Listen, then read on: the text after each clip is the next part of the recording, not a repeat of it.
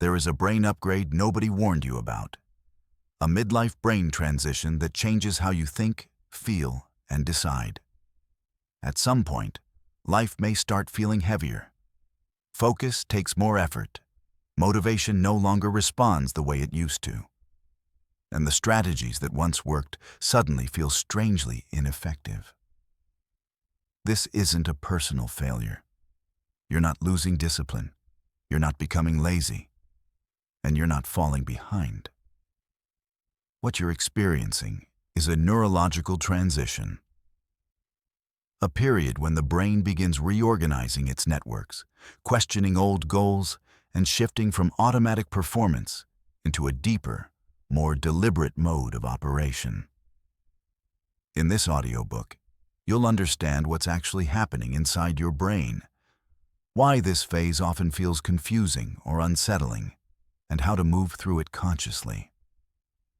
Not as an exhausted executor, but as the architect of your next chapter. Most people assume that when energy drops, when work loses meaning, and when the old strategies stop working, something is fundamentally wrong with them. They blame themselves for laziness, for losing their edge, for not being who they used to be. They think it's time to get back on track, to push harder, to rediscover their lost motivation through willpower or new goals. But this is exactly where the mistake begins. What's happening inside your brain is not a failure. It's a reorganization. And this audiobook is about understanding that reorganization at a neurological level, not a philosophical one. This isn't about finding meaning through spiritual searching or reconnecting with your childhood dreams.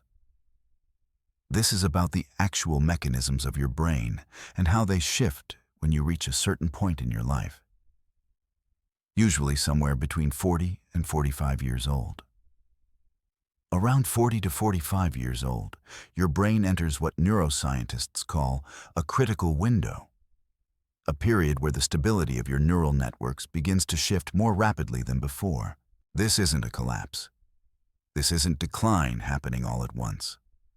It's a bend in the trajectory, a moment where your brain's old architecture becomes less efficient, and your brain begins to build new pathways, new integrations, new ways of operating. The research is clear on this. Your brain doesn't age linearly. For most of your 20s and 30s, the core networks that support your thinking, your decision-making, and your motivation remain relatively stable. Then, somewhere around the middle of your 40s, something changes.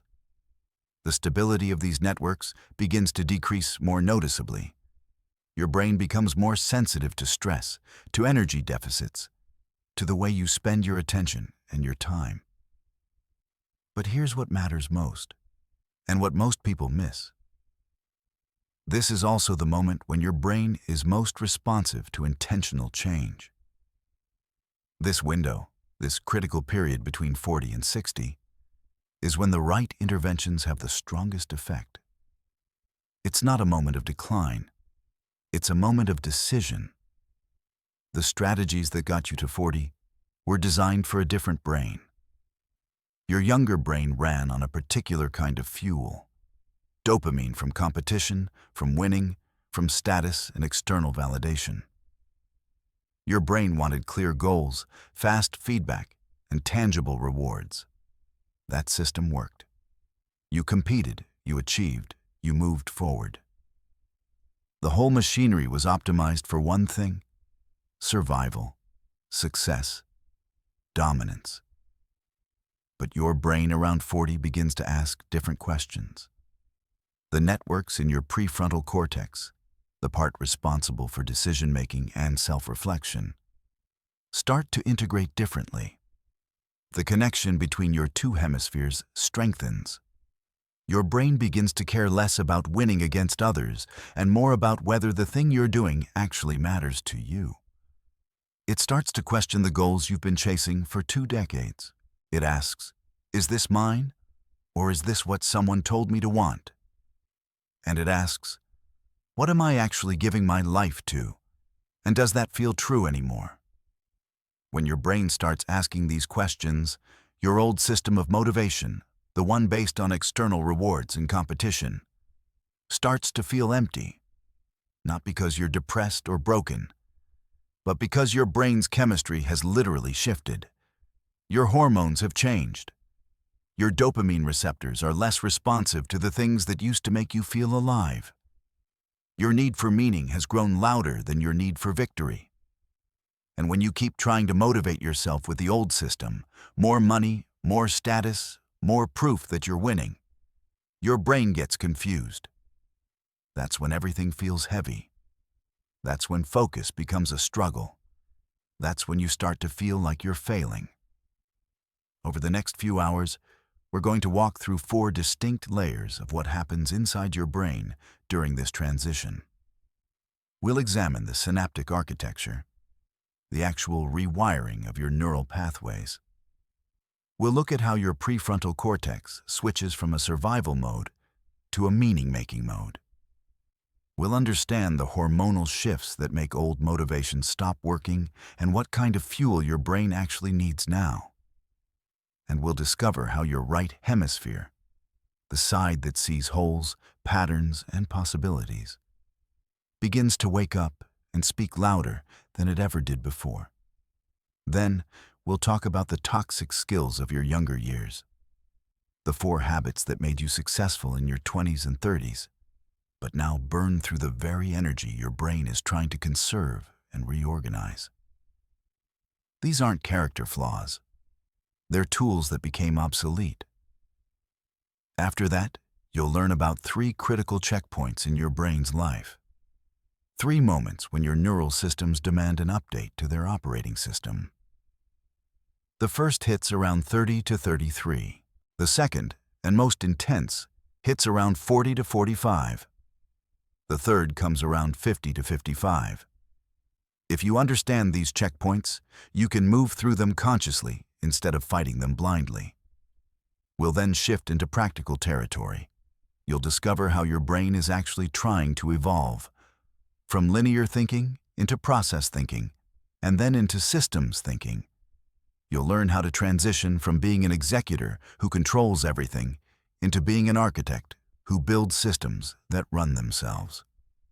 And you'll understand what the second wave of neuroplasticity actually is and how to activate it. Finally, we'll give you a step-by-step protocol, a path forward that doesn't require you to completely reinvent your life, but rather to consciously reorganize the one you already have. One thing I want to be clear about from the beginning. This audiobook is not about positive thinking or spiritual awakening or reconnecting with your inner child. Those things have their place. But this is not that place. This is about understanding the actual mechanisms of your nervous system and working with them, not against them. Everything in this audiobook is grounded in what we know from neuroscience. From studies of how the brain ages, how neural networks reorganize, how hormones shift, and how the brain's capacity for change adapts as you move through different life stages. We're not telling you stories about meaning. We're showing you the biology beneath those stories. And that biology is far more optimistic than most people believe. Here's what the neuroscience actually says. Yes, your brain is changing. Yes, certain capacities will decline slightly. But no, you are not in decline. You're in a transition. And transitions are moments of tremendous potential, if you understand what's actually happening and you know how to work with it. This audiobook is for anyone who has noticed that the strategies that used to work don't work anymore. It's for the person who can still do their job, but it takes twice the energy it used to. It's for the person who used to feel driven by ambition, and now that feeling is gone, replaced by a kind of quiet confusion. It's for anyone who looks at their life and thinks, I have everything I thought I wanted, so why doesn't this feel right anymore? It's for the person who has started to wonder if they're just getting old, if the best years are really behind them, if they should just accept that this is what the second half of life looks like. This is for you because the answer to all of those questions is no. You're not getting old in the way you think you are. Your best years are not behind you. And the second half of your life doesn't have to look like slow decline.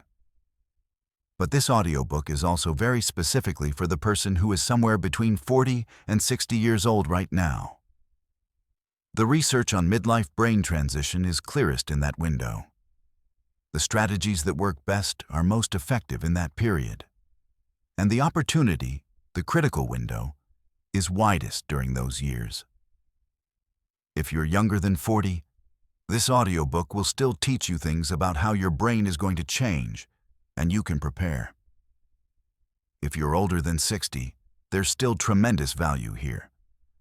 But the window of maximum effectiveness has moved. The urgency is lower, though the potential is still real. You can listen to this linearly, from beginning to end, and it will build a complete picture of what's happening and how to move forward. Each chapter builds on the previous one, and by the end, you'll have a full map. But you can also return to specific chapters. If you're struggling with perfectionism, jump to the section on toxic skills. If you want to understand the hormonal piece first, go straight to the chapter on glandular shifts. If you're trying to figure out whether you're in a crisis or a transition, look at the 3 checkpoints. Use this audiobook the way that serves you. At the end of each major section, we'll give you a brief summary of what you've just learned and a single small practice you can try. Something you can do today that actually activates the thing we've been talking about. These aren't meant to be overwhelming. They're meant to be concrete and immediately useful. As you listen to this, you might recognize yourself in some of these descriptions. You might feel a wave of relief, the sense that finally, someone is explaining what's actually happening instead of telling you that you're broken or lazy or past your prime. That recognition is the first step. Hold on to it. You might also feel some resistance. You might think, this doesn't apply to me, or I'm just tired, or I just need a vacation. That resistance is normal. Your brain has spent decades operating one way, and even when that way stops working, shifting it takes intention. It takes permission. It takes the willingness to admit that the old game isn't the game anymore, and there's a new one beginning. So before we move into the first layer of what's happening in your brain, I want you to know this. You're not broken. You're not lazy. You're not losing it. You're transitioning. And this transition, if you understand it and move through it consciously, is the gateway to the most capable, most grounded, most clear version of yourself that you've ever been. Let's begin. Chapter 1. Synaptic Architecture. The second rewiring of your brain. Your brain has already done this once before. Around the age of 25, your brain underwent what neuroscientists call synaptic pruning, a massive reorganization where unnecessary neural connections were cut away, and the ones you actually used got stronger and faster. This process took several years, and by the time you reached 30, you had what researchers describe as a relatively stable neural architecture. The pathways you needed were efficient. The pathways you didn't need were gone. Your brain was optimized for the life you were building. For the next 15 to 20 years, you traveled the same neural highways over and over again. You became faster, more automatic, more efficient at the things you did repeatedly. You didn't have to think about your job anymore. Your brain could run it on autopilot. You didn't have to think about how to navigate social situations. You had practiced responses ready. You didn't have to think about your goals. They were clear and locked in. This is actually a huge advantage. Automaticity is efficient. It's why you could work long hours without burning out the way you do now. It's why you could juggle 5 competing priorities without your nervous system screaming in protest. This efficiency is what people call experience. You became good at what you did because your brain could execute without thinking. A surgeon's hands know where to go. A teacher knows instinctively how to manage a classroom. A parent develops rhythms that work. A business owner understands their market without having to analyze it. All of this is your brain at its most efficient, running established pathways at high speed with minimal energy expenditure. This is a real superpower in your 20s and 30s. It's how you climbed. It's how you achieved. It's how you built. But something changes around 40 to 45. Your brain, which has been running those same highways at maximum efficiency for 2 decades, suddenly begins to reorganize again. This isn't the smooth, gradual aging that most people imagine. This is another wave of significant architectural change, your second major rewiring. And here's what matters. This reorganization is happening whether you understand it or not, whether you consent to it or not. It's already underway. Research from the NIH and multiple neuroscience studies over the past decade has documented this shift clearly. Around the middle of the 4th decade of life, the stability of neural networks, measured by brain imaging and activity patterns, begins to decrease more noticeably than it did in your 30s. This doesn't mean your brain is breaking down. It means your brain is beginning to do what it does periodically throughout life. It's rebuilding. The old pathways that were so efficient are becoming less stable. Your brain is preparing to rewire, and during that transition period, everything feels slower, harder, more effortful. Think of it like learning to write with your non-dominant hand. If you're right-handed and you spend a week trying to write with your left hand, the first few days are torture. Everything takes 3 times longer. You make mistakes. Your hand cramps. You feel clumsy and incompetent. But here's what's actually happening at a neurological level. Your brain is building entirely new connections. It's recruiting additional neural networks to support an unfamiliar task. It's working harder than it usually does because it's in learning mode, not autopilot mode. Your brain around 45 is in that learning mode. Except it's not learning to write with the other hand. It's relearning how to be you. And this happens across your entire brain, not just one small region.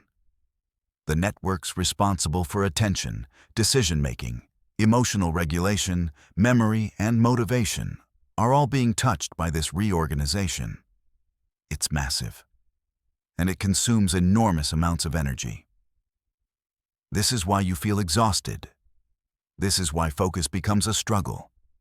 This isn't because you've suddenly become lazy or lost your edge. It's because your brain is literally using more energy to do the same tasks it used to run on autopilot.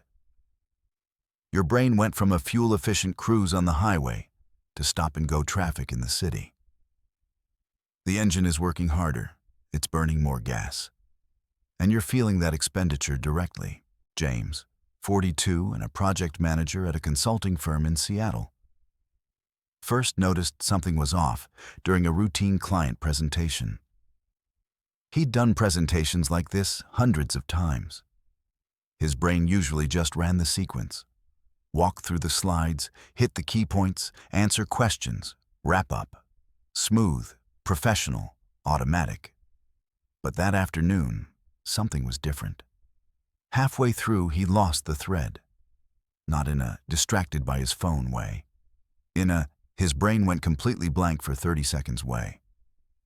He recovered, finished the presentation, but the experience unsettled him deeply. That night, he mentioned it to his wife. "Maybe you're just tired," she said. But it wasn't tiredness. It was something else. It was his brain telling him that the old automatic system wasn't working the same way anymore. What made it worse was that this kept happening. Not every day, but frequently enough that James started to worry. He'd be in a meeting and forget what he was about to say. He'd start a task and have to consciously think through steps that used to require no thought at all. He found himself tired in a way that sleeping didn't fix. He'd sleep 8 hours and wake up feeling like he'd only slept 3. And slowly, a thought began to creep in. Am I losing it? Is this what the beginning of cognitive decline looks like? He was 42. He wasn't supposed to feel this way for another 20 years. He started paying attention. The presentation wasn't an anomaly. Over the next few weeks, he noticed that complex problem-solving, something he used to do in his sleep, now required full conscious attention. A spreadsheet he could have built in 30 minutes blindfolded now took him 90 minutes and felt like solving a puzzle. He'd finish work and be completely drained, in a way that didn't match the actual difficulty of what he'd done. He'd done harder things when he was younger with half the exhaustion. What James didn't know was that he was experiencing exactly what happens when a brain begins to rewire. The old pathways, the ones built through 20 years of repetition, were becoming less stable. His brain wasn't slowing down in a degenerative way. It was shifting gears. The networks that used to handle tasks automatically were being reorganized. And during that reorganization, every task had to move to conscious processing. That's why it felt so much harder. That's why it consumed so much energy. His brain wasn't declining, it was rebuilding. What makes this even more confusing is that you can't see this happening. You can't see your neural pathways reorganizing. You can't point to a specific injury or illness. You feel fine one moment and exhausted the next, and there's no obvious external cause. So you blame yourself. You think you're getting old. You think you've lost your discipline. You think something is wrong with you. You Google your symptoms and find articles about early dementia or hormonal imbalance or depression, and you spiral. But the research is clear. This is a normal, predictable phase of brain development. It happens to almost everyone who reaches this age. It's not a personal failure. It's a neurological fact. The crucial thing to understand is that this rewiring, while it feels like a decline, is actually your brain preparing for something different. The old system, the one optimized for speed and automaticity, was necessary for your 20s and 30s. It got you to where you are. But it was never designed to be your permanent operating system. Your brain is now building something else. Something slower, yes, but also something deeper and more capable in ways you don't yet understand.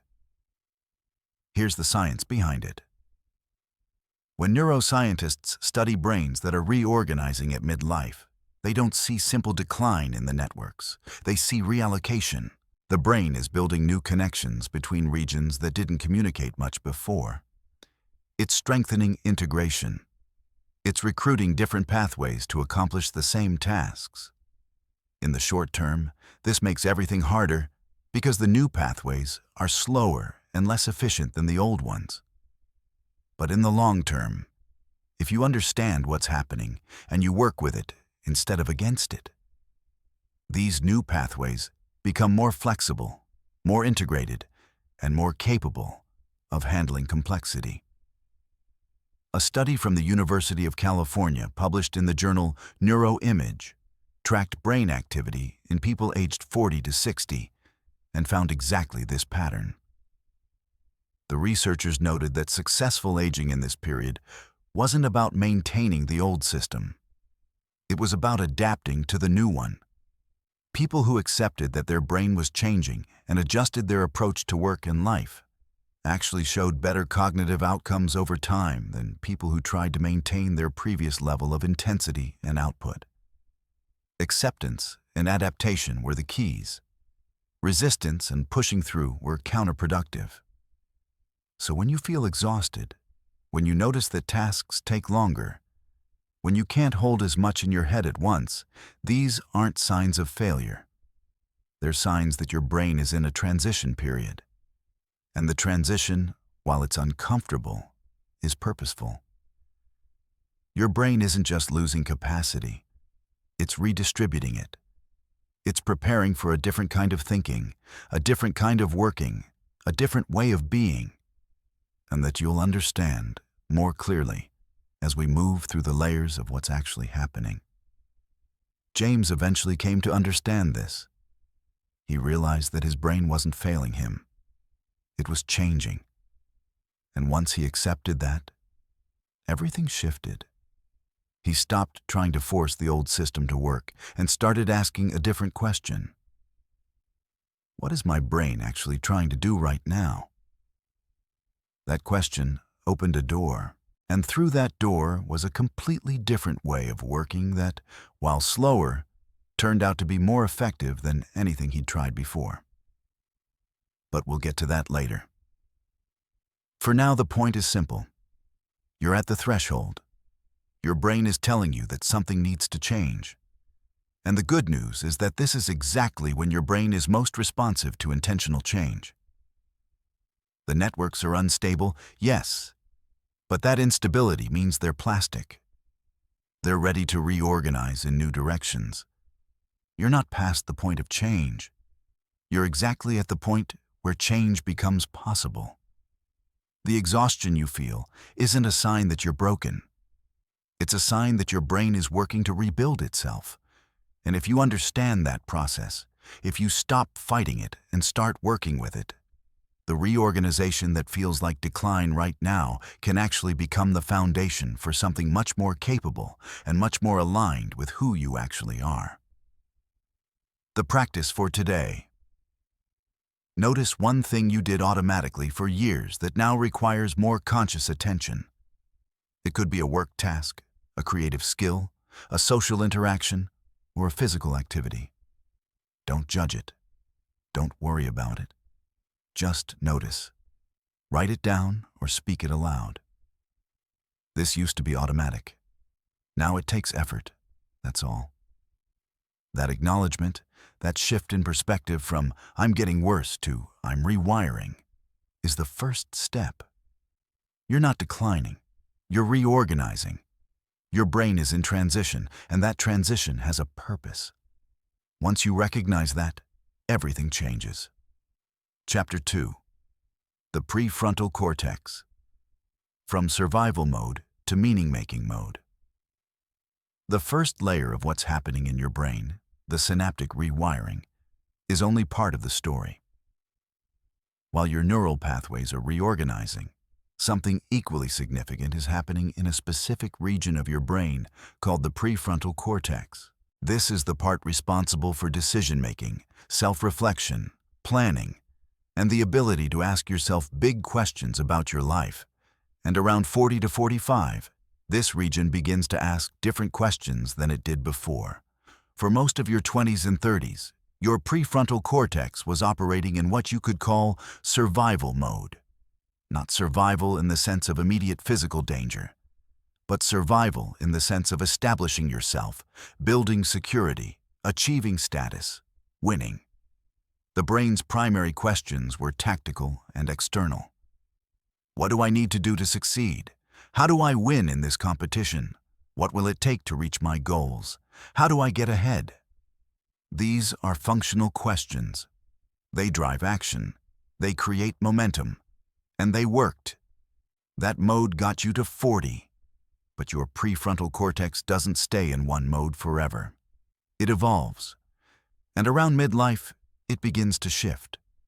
The networks in this region start to reorganize, and the questions your brain begins to ask change dramatically. Now the questions become more introspective, more philosophical, more uncomfortable. Why am I actually doing this? Does this align with who I am? Is this what I want, or is this what I was told to want? What am I giving my life to? Does it matter? These aren't questions that drive immediate action. These are questions that create doubt. And doubt feels like failure when you're used to certainty. This shift happens because of something called Hemispheric integration. Your brain's two hemispheres, the left, which specializes in logic, analysis, and verbal processing, and the right, which specializes in intuition, pattern recognition, and holistic understanding, begin to communicate more deeply at midlife. For most of your earlier life, the left hemisphere was dominant. It was the voice that said, "Here's the plan. Here's the strategy. Here's how we win." The right hemisphere was there, offering intuition and bigger picture insights, but it was quieter, more in the background. Around 40 to 45, this balance begins to shift. The connection between the hemispheres strengthens. The right hemisphere's voice gets louder. And suddenly, you're not just hearing the logical plan, you're also hearing the intuitive question. But is this right? The left brain says, the strategy is sound. We should keep going. The right brain says, but does this feel true to who I am? And when those two voices disagree, which they often do at this stage, the result is profound confusion and internal conflict. Elena, 49 and formerly a marketing executive at a tech company in San Francisco, describes this perfectly. For 25 years, her career was the primary organizing principle of her life. She had a clear trajectory. She knew what success looked like: more responsibility, higher salary, better title, influence.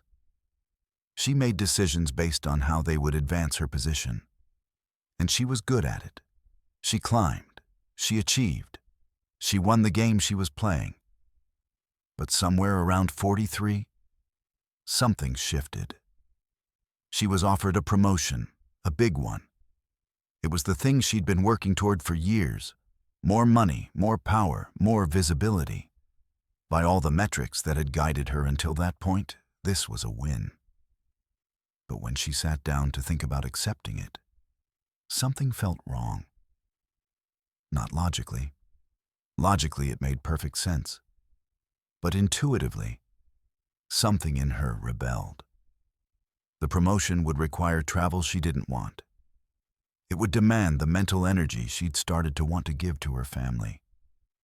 It would reinforce a rhythm of life that, looking back, had cost her things she actually valued more. For the first time in her professional life, Elena said no to the promotion.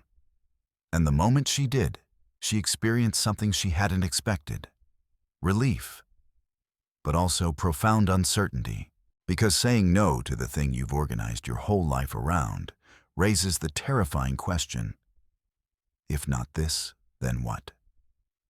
Her left brain, the one that had guided her so successfully, had no answer. And her right brain, the one offering intuitive guidance, wasn't offering a clear alternative. It was just saying, not that.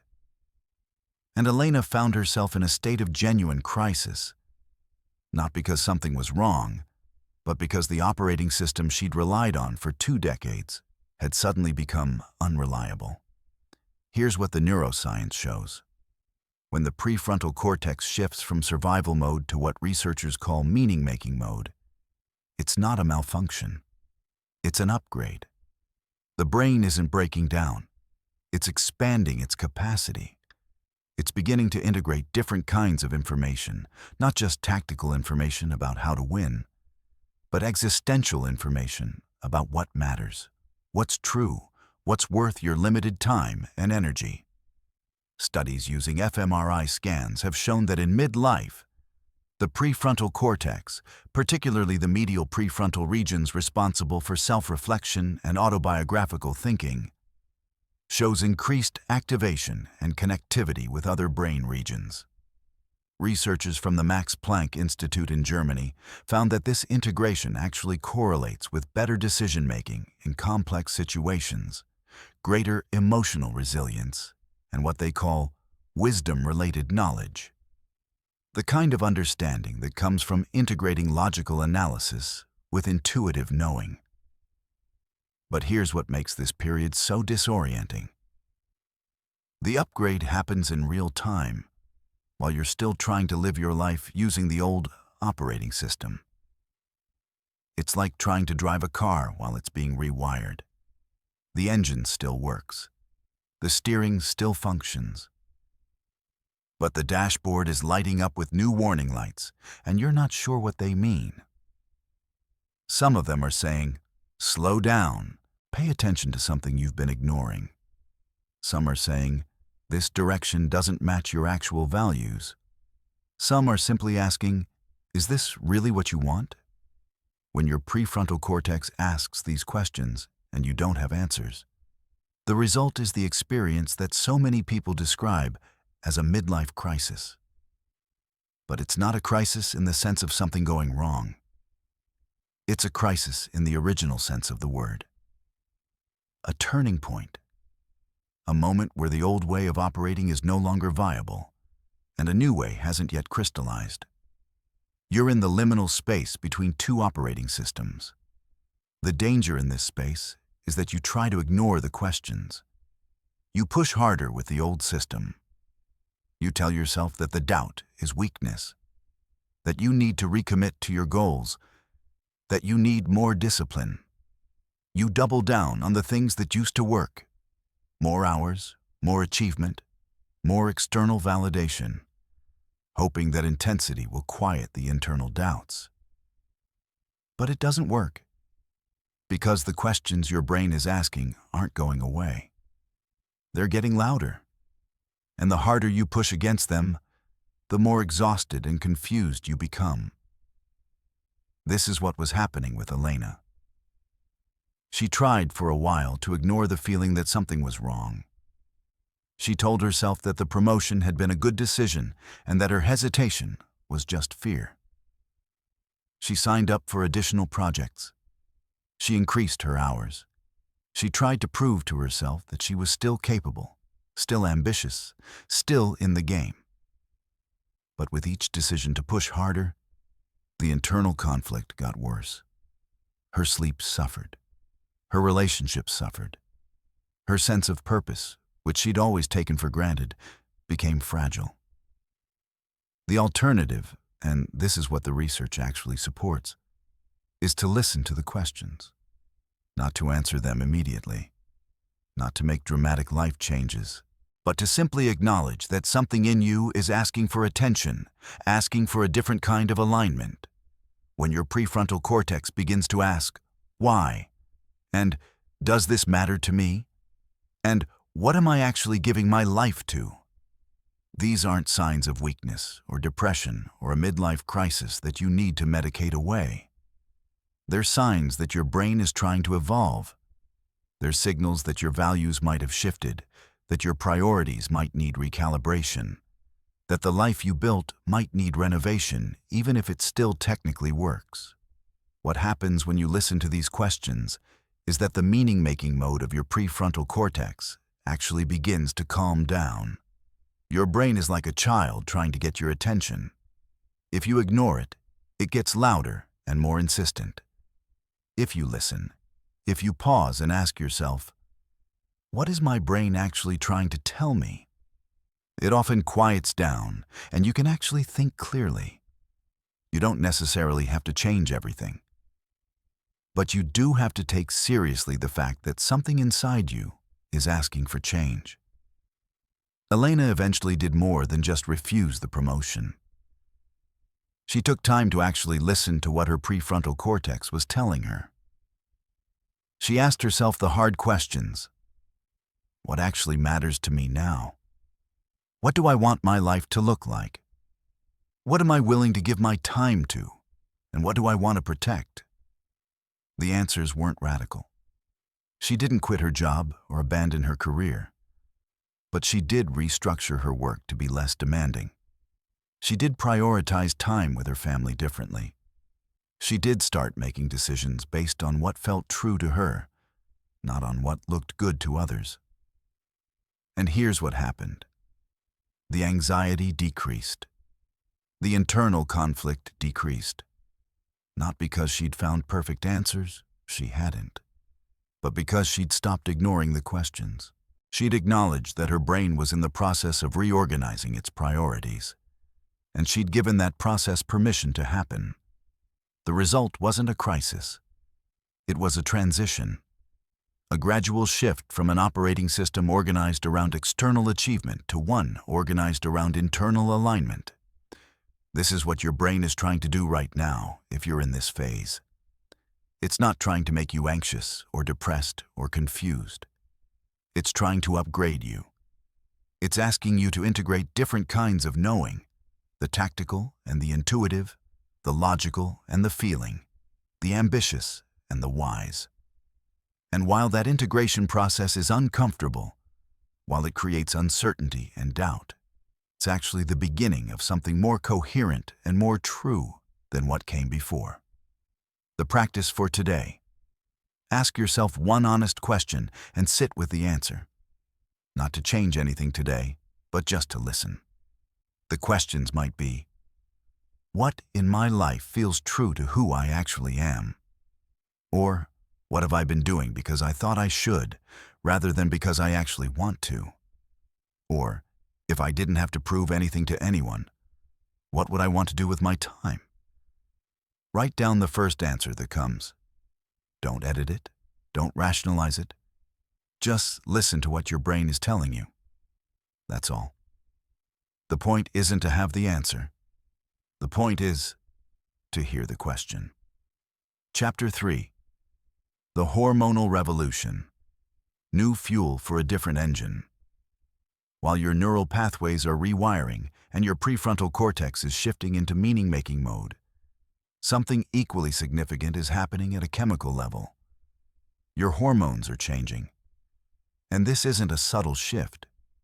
This is a fundamental reorganization of the biochemical systems that have been driving your energy, your motivation, your confidence, and your sense of well-being for decades. Or, if you want to understand why everything feels harder around 40 to 45, if you want to know why the strategies that used to generate motivation now feel hollow, if you want to know why your body doesn't bounce back the way it used to, you need to understand what's happening with your hormones. Because the physical reality is this.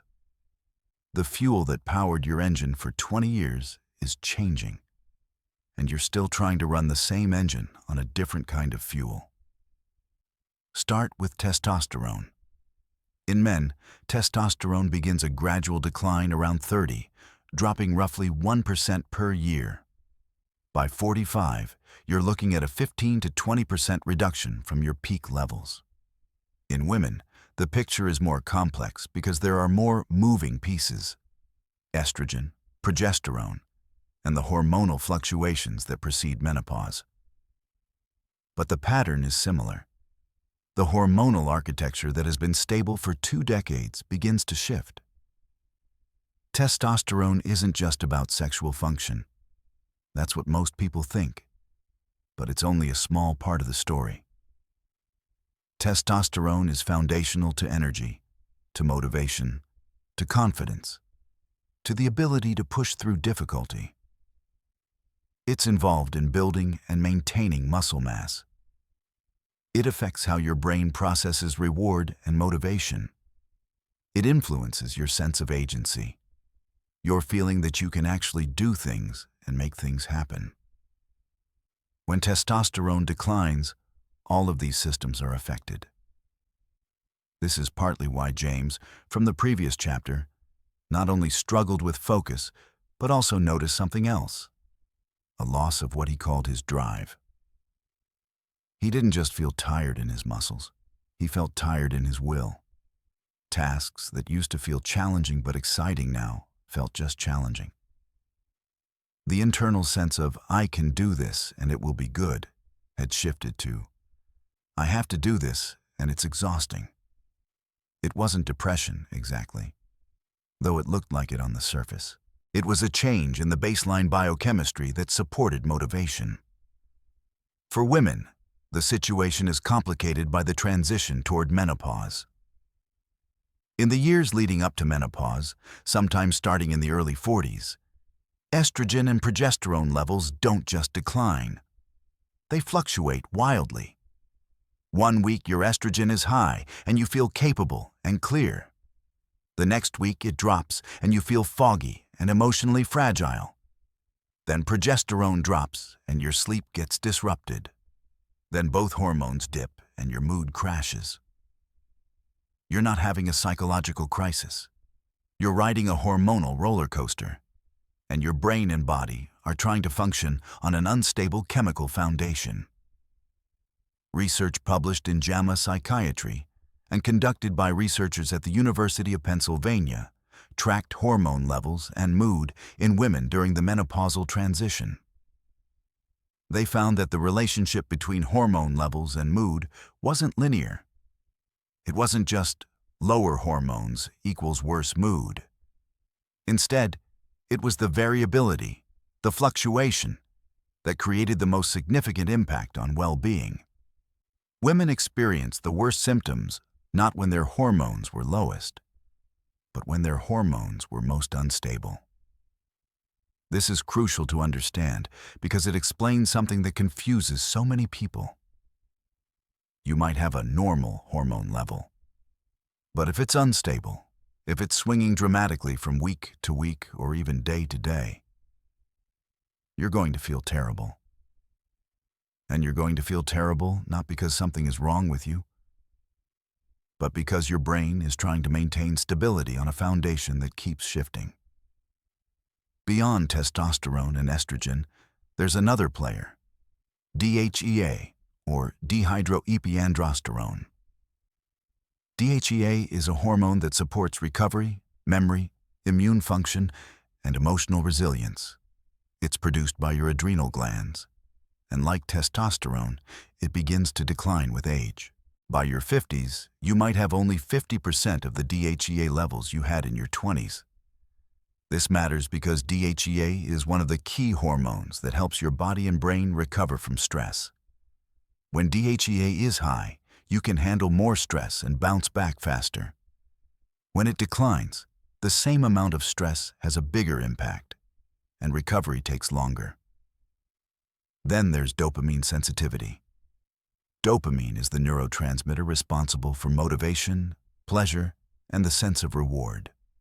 The interesting thing about dopamine isn't just how much you produce, it's how sensitive your brain is to it.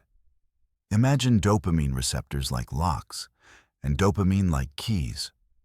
If your locks are very sensitive, a small amount of dopamine creates a strong sense of reward and motivation. If your locks become less sensitive, you need more dopamine to feel the same reward. This is what happens as you age. Your dopamine receptors gradually become less sensitive. And this has profound implications for motivation. The things that used to generate excitement and drive, money, status, external validation, winning against competitors, require more and more dopamine to activate the same sense of reward. So you keep chasing the same external goals, but they don't hit the way they used to. You get the promotion and feel empty. You make more money and it doesn't satisfy. You win the competition and wonder why you don't feel victorious. This isn't because you've become jaded or lost your passion. This is because your brain's sensitivity to external rewards has physiologically changed.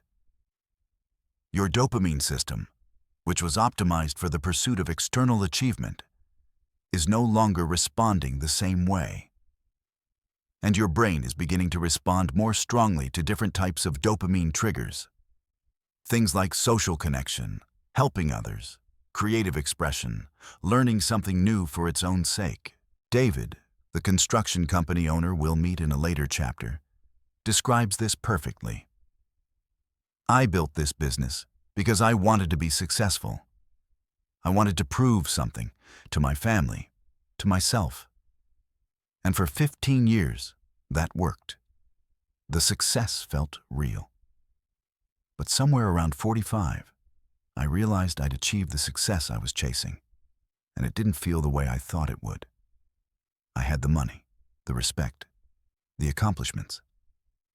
But I woke up one morning and thought, is this it? This is what I was working for? It wasn't that I was ungrateful. It was that the thing I thought would satisfy me didn't, and I didn't know what would. What David was experiencing is a shift in dopamine sensitivity and, more broadly, a shift in the entire hormonal environment that supports motivation. The old system, built on the dopamine reward of external achievement, was no longer generating the same chemical response. His brain was beginning to ask for different fuel. And this brings us to the core issue. You're trying to run a 45-year-old engine on the same fuel mixture you used in your 20s.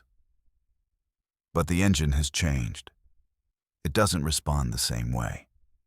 It needs different fuel. And if you keep trying to force the old fuel into the new engine, you're going to keep getting worse results, not better. The practical implication is profound. If you're trying to motivate yourself primarily through external rewards, money, status, competition, and that's not working the way it used to, the answer isn't to push harder or find bigger external rewards. The answer is to shift the fuel entirely. You need to find sources of dopamine that actually still work at 45. Connection, learning, creativity, helping others, alignment with your values. These things don't just feel good in a vague philosophical sense. They actually activate dopamine in your system at midlife. They light up your reward centers in ways that chasing money or status no longer does. Research from the University of Michigan looking at motivation across the lifespan found exactly this pattern. People in their 40s and 50s showed significantly lower motivation in response to competitive achievement goals, and significantly higher motivation in response to goals related to meaning, relationships, and growth. This isn't a choice or character change. This is a neurochemical shift. Your brain literally changed what motivates it. The hormone piece is crucial because it removes shame from the equation. You're not lazy. You're not losing your edge. You're not having a crisis of confidence. Your brain and body are in the middle of a biochemical reorganization that makes the old system of motivation significantly less effective. And instead of fighting that, instead of trying to force motivation from a system that's no longer optimized for it, the smarter move is to acknowledge what's changed and adapt accordingly.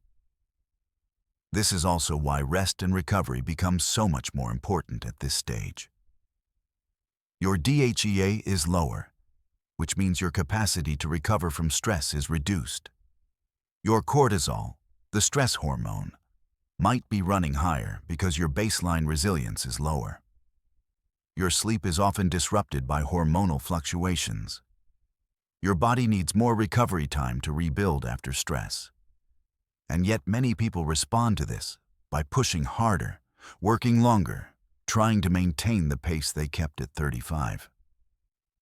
That's like putting a car with a weaker engine on a steeper hill and expecting it to maintain the same speed. It's not going to work. The practice for today. Notice one area where you've been trying to force motivation using the old system, where you're chasing something external, hoping it will light you up the way it used to. But it's not working. Maybe it's a career goal, a financial target, a competition, or a status marker. Just notice it. Don't judge it, and ask yourself, what would I actually want if external validation wasn't part of the equation? What draws me when I'm not trying to prove anything? Listen to the answer. That answer is your brain telling you what fuel it actually needs now.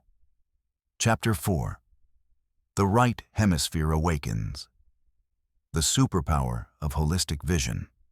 For most of your life, your brain has been operating under left hemisphere dominance.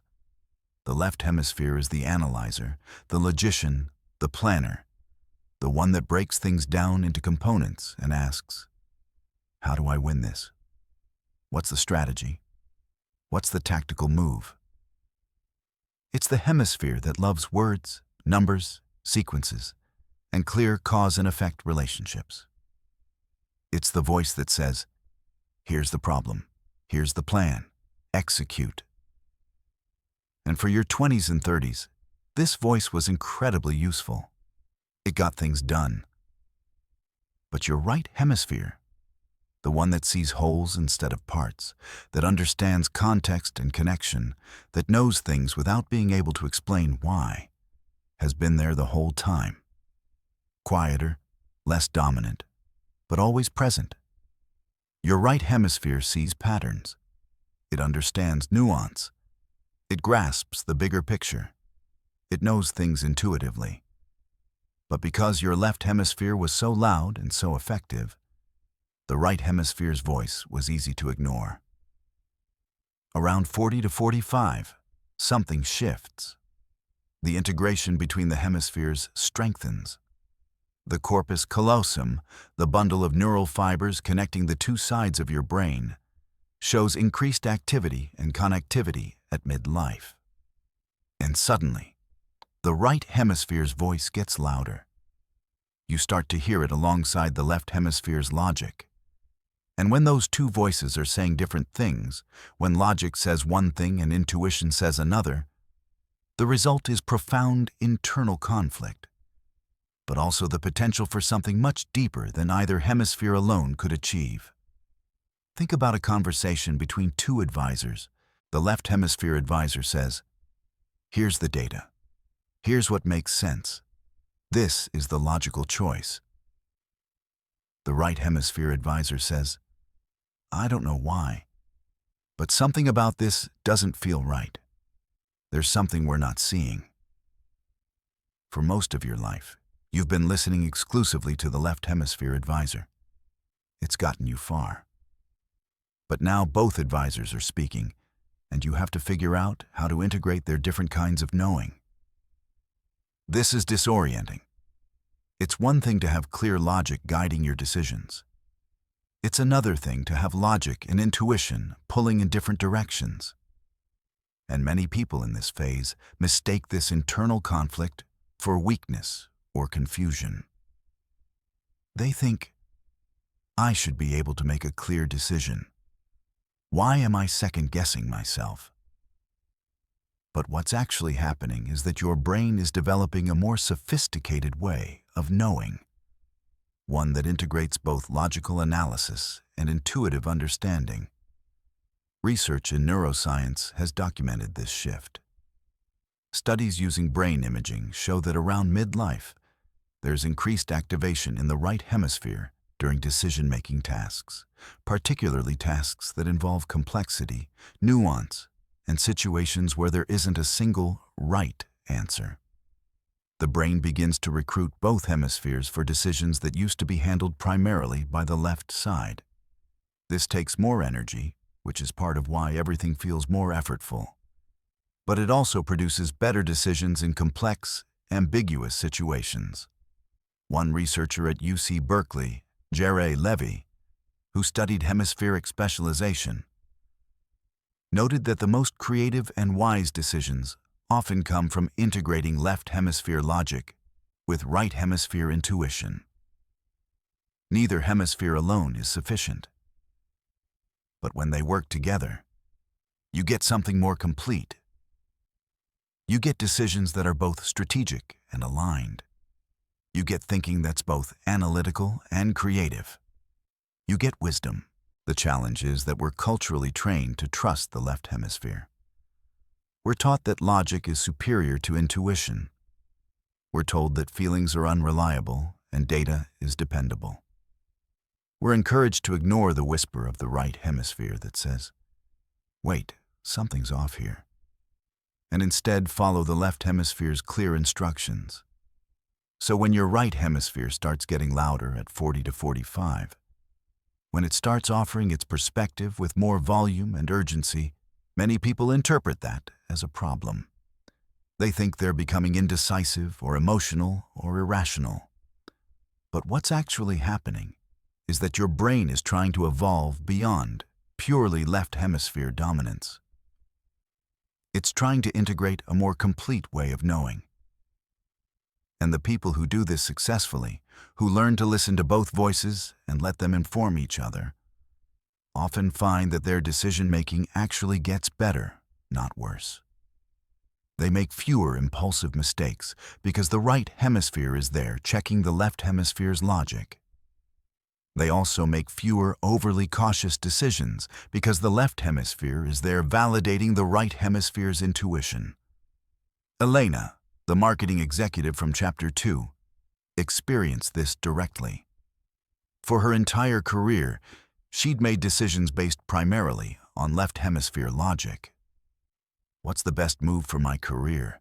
What will advance my position? What's the strategic play? And this worked. She climbed. But when the right hemisphere's voice got louder, when it started saying, "But is this what you actually want? Does this align with who you are?" She initially interpreted it as weakness or cold feet. She thought she was losing her edge. But as she learned to listen to both voices, something shifted.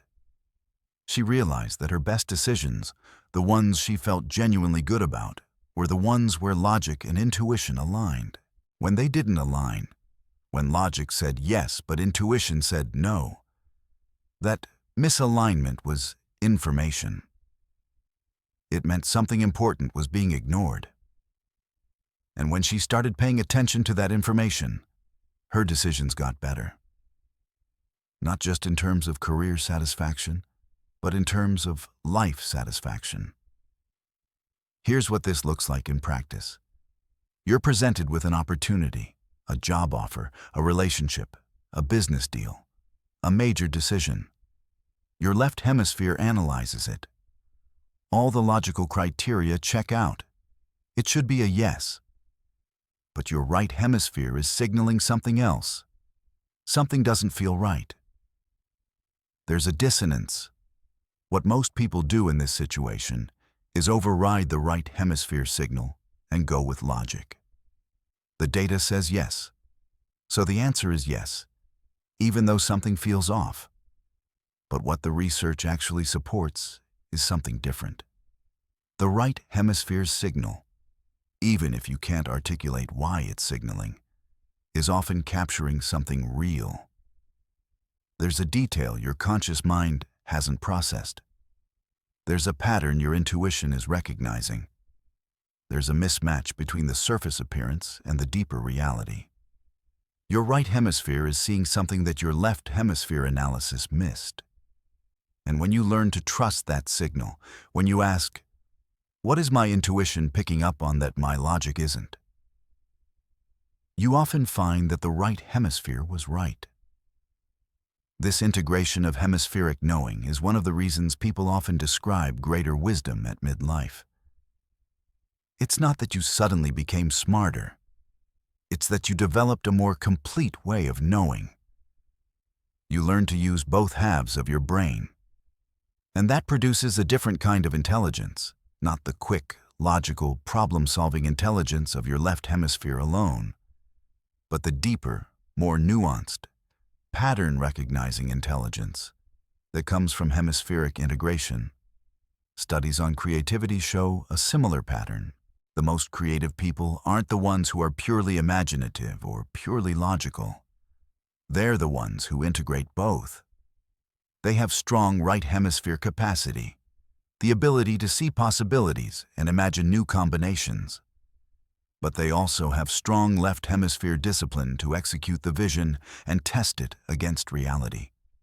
As you age and your hemispheric integration increases, you're actually becoming more capable of true creativity, not less. David, the business owner, noticed this when he reached a point where he stopped trying to manage everything through pure strategy and started trusting his instincts more. I realized that the best decisions I'd made in business weren't the ones where I'd done the most analysis, he said. They were the ones where something just felt right. And I'd go with it, even if I couldn't fully explain why. And they worked better than the decisions I'd agonized over. What David was experiencing was the power of right hemisphere knowing. His years of experience had built up a sophisticated pattern recognition system. He could sense opportunities and problems before his logical mind could articulate them. The shift at midlife isn't that your left hemisphere becomes less important. It's that your right hemisphere finally gets a seat at the decision-making table.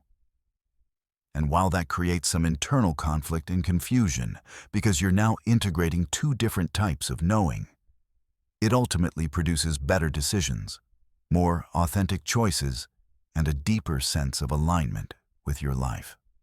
The practice for today: bring to mind a decision you're facing or a situation where you feel some internal conflict, where logic says one thing, but your gut says something different. Don't try to resolve it. Don't force yourself to pick a side. Just sit with both the logic and the intuition. Ask yourself, what is my intuition picking up on that my analysis might be missing? What pattern is it recognizing? You don't need to act on the intuition. You just need to acknowledge that it's there and take it seriously. That acknowledgement is the beginning of hemispheric integration. Chapter 5. Toxic Skills of Youth. Why your old toolkit no longer fits. You've reached a critical point in understanding what's happening inside your brain. You understand the rewiring, the shift from survival mode to meaning-making, the hormonal changes, the awakening of your right hemisphere. But none of this understanding will matter if you keep trying to run this new system using tools designed for the old one. And this is where most people get stuck. They recognize something has changed, but they keep using the same strategies that worked before, wondering why everything is getting harder instead of easier. The strategies that got you to 40, the things you built your entire adult life around, were brilliant for that moment. They were adaptive, effective, and necessary. But they were designed for a different brain, operating in a different mode. Your brain at 25 was built for certain kinds of work. Your brain at 45 is built for different kinds of work. And if you keep trying to do the new work with the old tools, you'll burn yourself out. There are 4 primary skills, or more accurately, 4 primary strategies, that we developed in our youth that become toxic when the brain transitions to midlife. They're not character flaws. They're not personality traits that need fixing. They're obsolete tools. And the first step to moving forward is recognizing them for what they are. The first toxic skill: hyper-competition. In your 20s and 30s, competition was fuel. You compared yourself to others. You wanted to win. You wanted to be better, faster, smarter, more successful. And this comparison activated dopamine. It drove you forward. It pushed you to achieve. It was functional. It was useful. Every time you won against someone, your brain got a hit of dopamine reward. Your nervous system learned. Competition feels good. Keep doing it. But your dopamine system at 45 responds differently to competition than it did at 30. Remember from Chapter 3, your dopamine receptors have become less sensitive to external achievement. So the victories that used to feel like huge wins now feel muted. You win against a colleague and feel nothing. You get the competitive edge and it doesn't hit the way it used to. But here's the problem. You've spent 20 years training yourself to seek competition. It's your default. So you keep competing. Keep trying to win. Keep comparing yourself to others. But you're not getting the chemical reward that used to make it worthwhile. The result is exhausting, pointless competition. You're in a race that doesn't satisfy you anymore. You're trying to beat people you don't actually care about beating. And because you're not getting the dopamine reward, you're not getting the energy that competition used to provide. You're just spending energy without getting anything back. But there's something worse than that. When you're operating in competition mode, people feel it. People sense when you see them as competition rather than as allies or teammates. They pull back. They stop trusting you. They stop collaborating. The very thing you're doing to motivate yourself, competing, is actually isolating you. And isolation is the opposite of what your brain needs at this stage. Research on motivation in midlife shows that people in their 40s and 50s are actually more motivated by collaboration than by competition.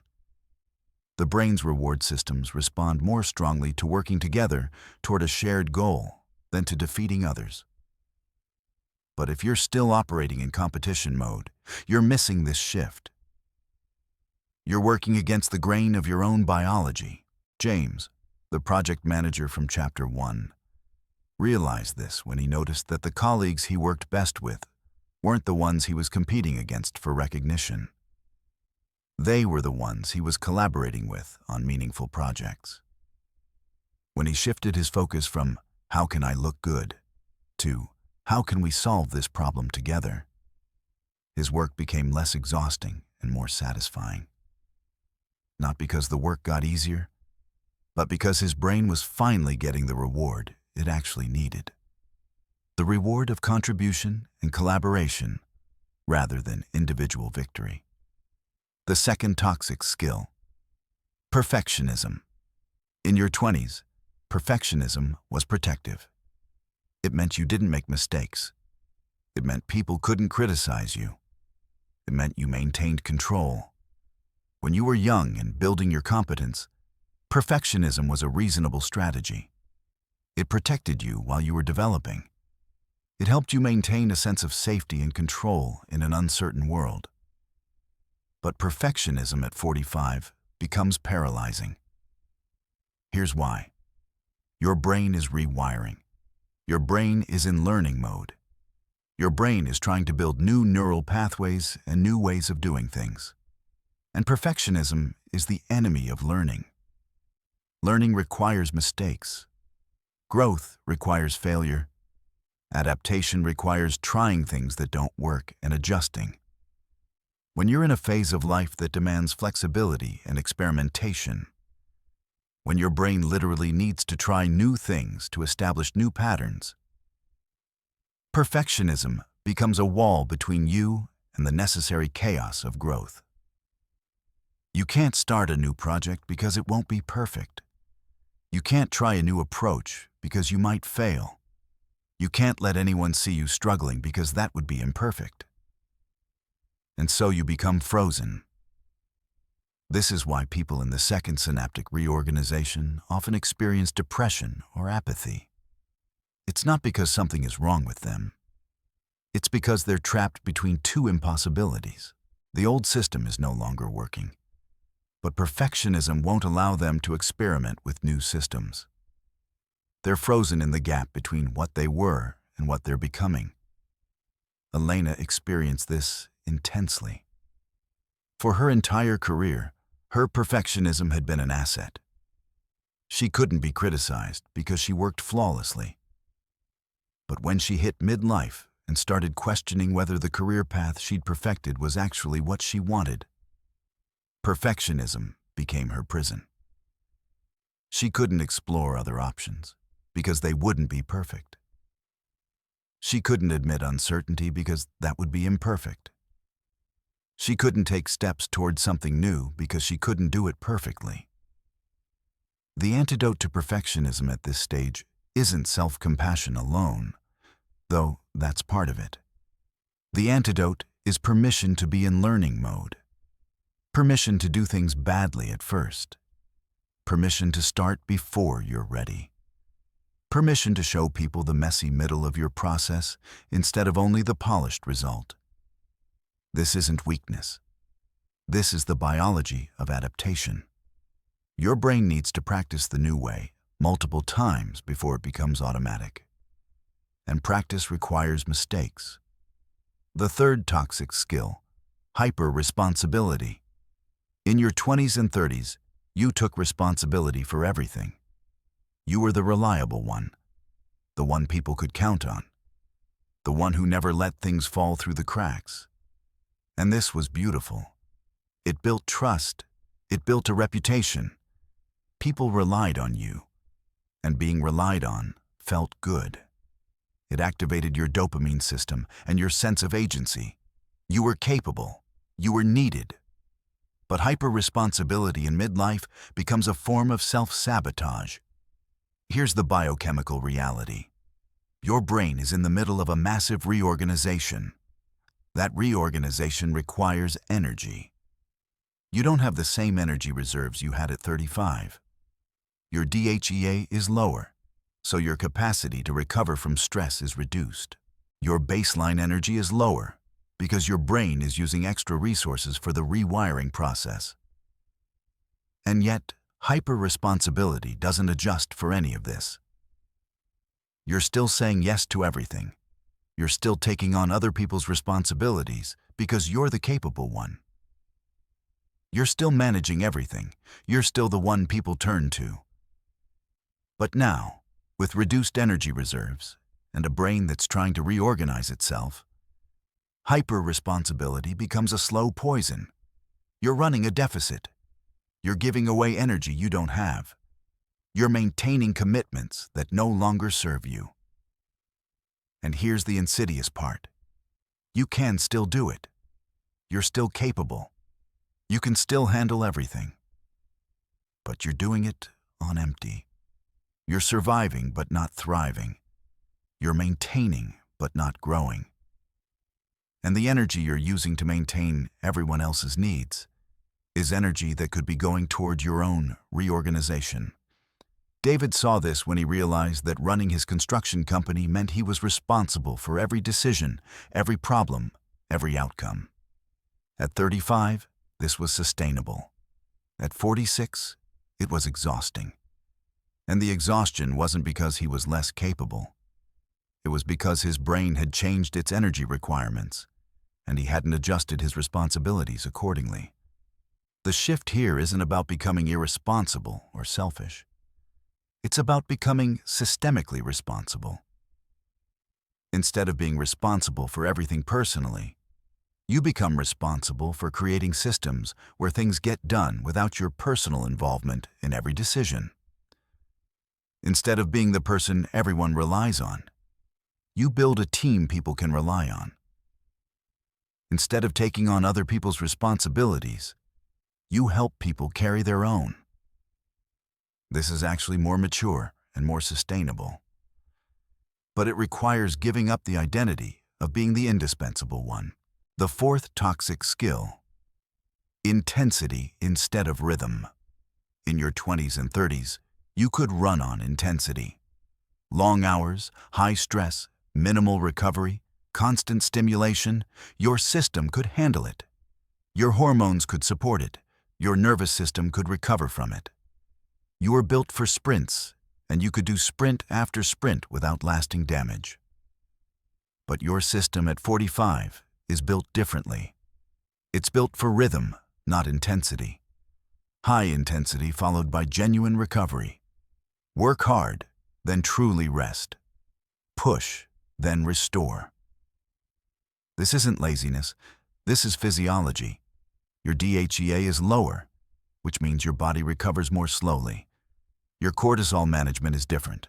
Your sleep needs might actually be higher because your brain needs more time to consolidate learning during the reorganization phase. But intensity is addictive. You've practiced it for 20 years. You know how to push. You know how to override fatigue and keep going. And so many people respond to midlife exhaustion by doubling down on intensity. I'm tired, so I need to push harder. I need to find more energy. I need more coffee, more stimulation, more adrenaline. And for a while, this works. Adrenaline can override everything. You can artificially create the energy to maintain intensity. But you're building a debt. Every time you override your body's signal for rest, every time you use stimulation to create false energy, every time you maintain intensity when your system is asking for recovery, you're weakening your baseline. You're making the reorganization harder, not easier. You're using up the very resources your brain needs to rewire itself. Research on sleep and learning shows that the brain consolidates new learning during sleep, particularly during deep sleep and REM sleep. When you're trying to reorganize your neural pathways, when you're literally trying to rewire your brain, the recovery time between intense periods isn't a luxury. It's essential infrastructure. Without adequate recovery, you're trying to build a new house while living in the old one without any breaks. It's possible, but it's exhausting and inefficient. James realized this when he tried to power through his cognitive difficulties with more intensity. He thought if he just pushed harder, if he just increased his focus and effort, he could overcome the slowness. But it backfired. The more intensely he pushed, the more exhausted he became, and the harder it was to think clearly. When he finally shifted to a rhythm of intense work followed by genuine recovery, actually protecting his sleep, actually taking breaks, actually allowing restoration, everything began to change. The transition from these 4 toxic skills isn't about replacing them with their opposites. It's about evolving them. Hyper-competition becomes collaboration and contribution. Perfectionism becomes good enough and learning. Hyper-responsibility becomes systemic responsibility and healthy boundaries. Intensity becomes sustainable rhythm. None of this is a character flaw that needs fixing. All of it is adaptive tools that have outlived their usefulness. And the work of midlife isn't to shame yourself for having used them or to judge yourself for continuing to reach for them. The work is to recognize them, understand why you developed them, and consciously practice different approaches. The practice for today. Identify which of these 4 toxic skills is most active in your life right now. Are you competing when you could be collaborating? Are you perfecting when you could be learning? Are you taking on responsibility that isn't yours? Are you maintaining intensity when your body's asking for rhythm? Pick one.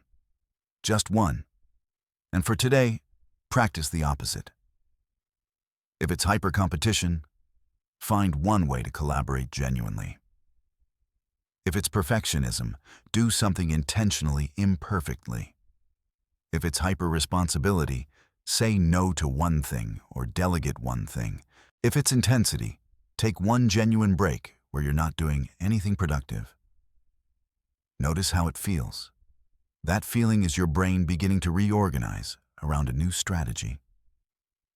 Chapter 6. Waves of Reorientation. When your neural system demands an update. Your brain doesn't operate on a smooth, linear trajectory. Research on adult development shows that your brain goes through predictable periods of questioning and reorganization. Moments when the fundamental operating system you've been running begins to feel inadequate. These aren't random crises. They're part of normal adult development. And if you understand them, if you recognize them when they happen, you can move through them consciously instead of being blindsided by them. The research shows these reorientation periods don't follow identical timelines for everyone. Individual experiences vary considerably, but there are recognizable waves when many people begin to question the operating system they're running.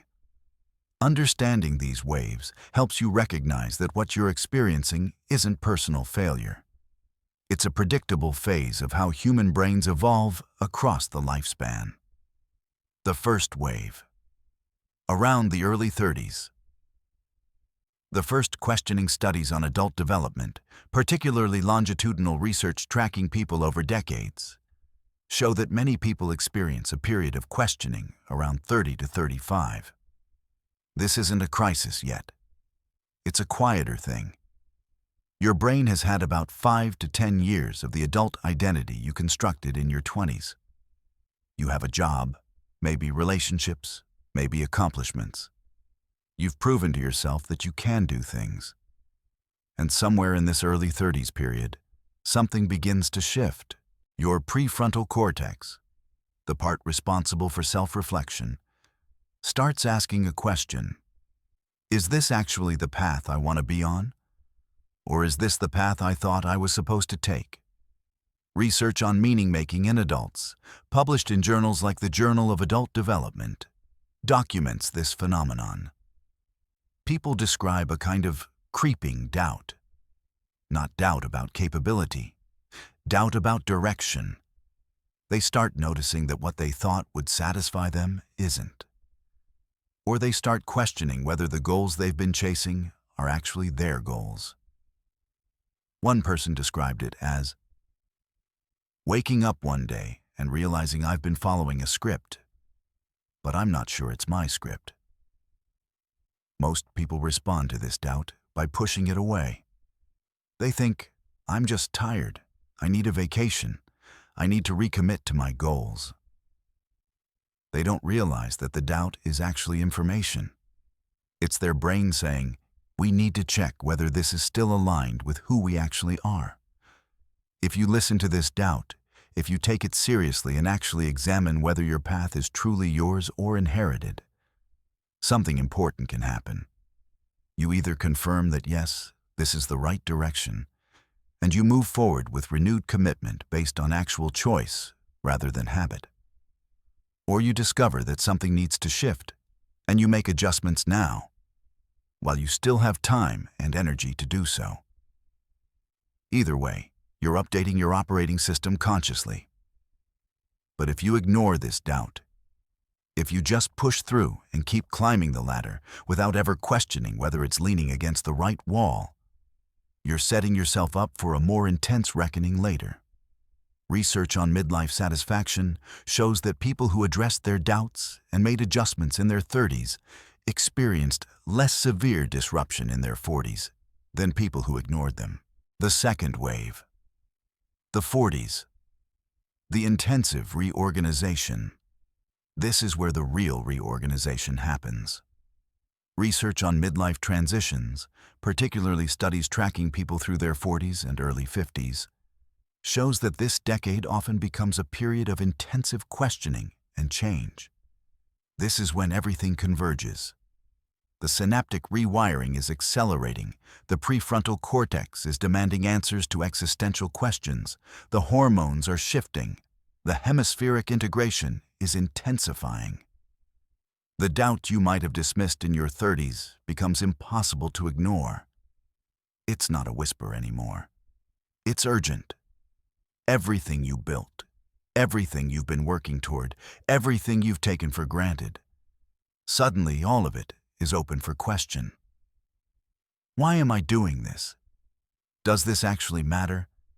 Who am I underneath all these roles? And these aren't abstract philosophical questions you can defer.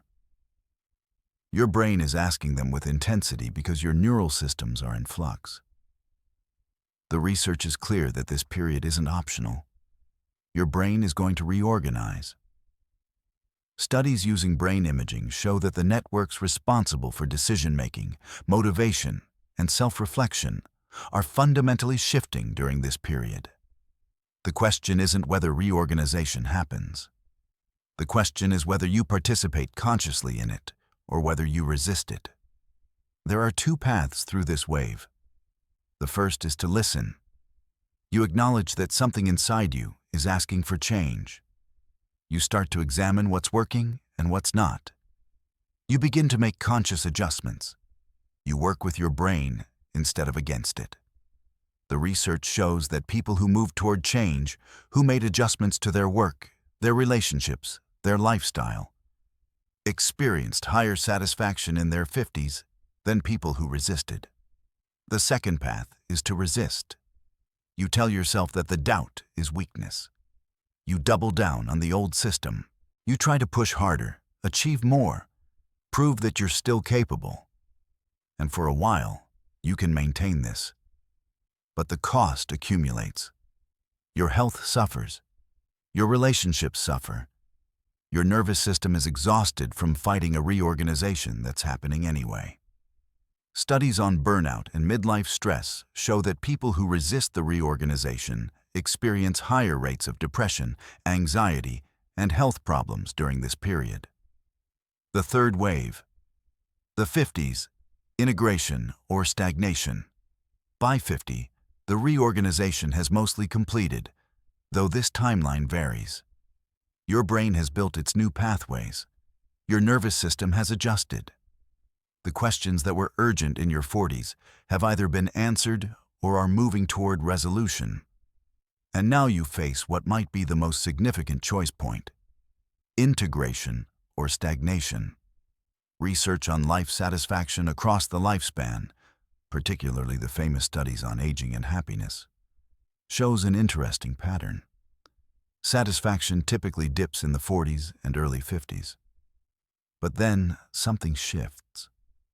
For people who move through the reorganization consciously, satisfaction begins to climb again in the mid-50s and continues climbing into the 60s and beyond. These aren't people who've given up or resigned themselves to less. They're people who've reorganized their lives around what actually matters to them. If you moved through the second wave consciously, if you listened to the doubts, made the adjustments, worked with your brain instead of against it, you arrive at 50 in a state of integration. You know who you are now. You're no longer running a system designed for someone you used to be. Your life is organized around what actually matters to you. Your relationships are aligned with your values. Your work is something you choose rather than something you feel obligated to do. And from this place of integration comes something that research describes as increased well-being and life satisfaction. Not the high-energy satisfaction of your 20s, but a deeper satisfaction that comes from alignment. You know what you're willing to say yes to and what you're willing to say no to. You have boundaries. You're not managing everyone else's expectations anymore. You're managing your own life. Studies on flourishing in older adults show that people in this state report higher life satisfaction, better health outcomes, and stronger relationships than their peers who didn't reorganize. But there's another possibility. If you resisted the reorganization in your 40s, if you tried to maintain the old system through sheer willpower and intensity, you reach 50 in a very different state. You're exhausted. Your body is showing signs of chronic stress. Your relationships are strained. Your health is compromised. Your sense of meaning is eroded. And now, at 50, you're facing the fact that the strategy you've been using no longer works, and you don't have the energy or clarity to build something new. This isn't inevitable. It's not written in stone. But it's a common pattern documented in research on midlife crisis and burnout. And the people in this situation often experience what researchers call regret trajectories. Not regret about specific choices, but regret about the years spent in denial, about the relationships damaged, about the opportunities missed while they were refusing to listen to their brain. What's important to see is that these waves don't follow a fixed timeline for everyone. They're influenced by individual temperament, life circumstances, health, relationships, and countless other factors. But the underlying pattern, periods of questioning followed by either integration or resistance, with consequences that compound over time, appears consistently in research on adult development. The research also shows something crucial. It's never too late to start listening. Even if you're at 50 and you resisted at 40, even if you're at 60 and you've spent years in denial, your brain still wants to reorganize. It's still offering you the invitation. And research on neuroplasticity at midlife and beyond shows that the brain still responds to your willingness to pay attention and adapt, even if you've ignored it for years. Elena, the marketing executive, was someone moving through the second wave consciously. When her prefrontal cortex started asking, "Is this still true for me?" Instead of overriding that voice, she listened. She made changes.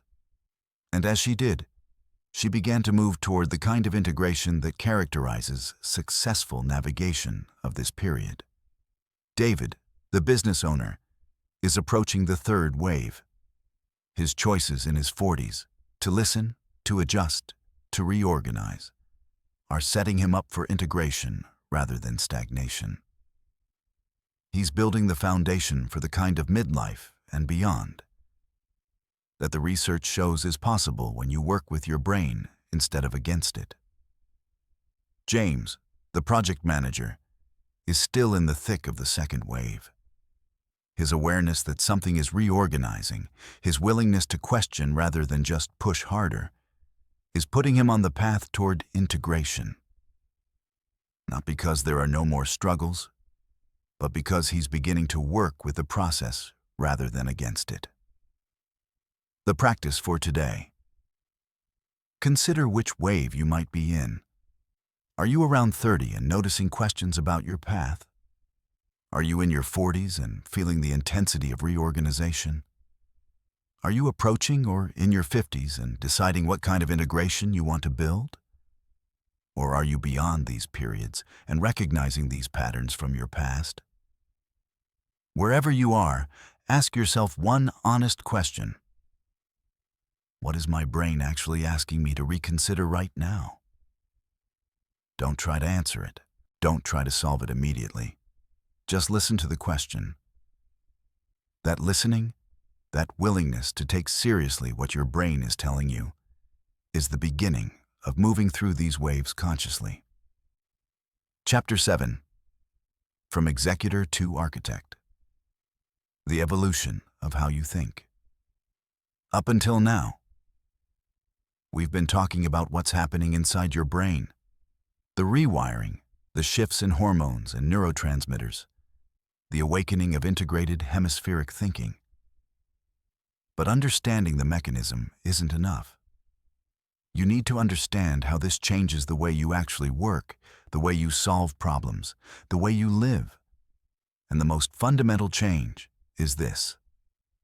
Your brain is asking you to evolve from being an executor into being an architect. For most of your life, you've been an executor.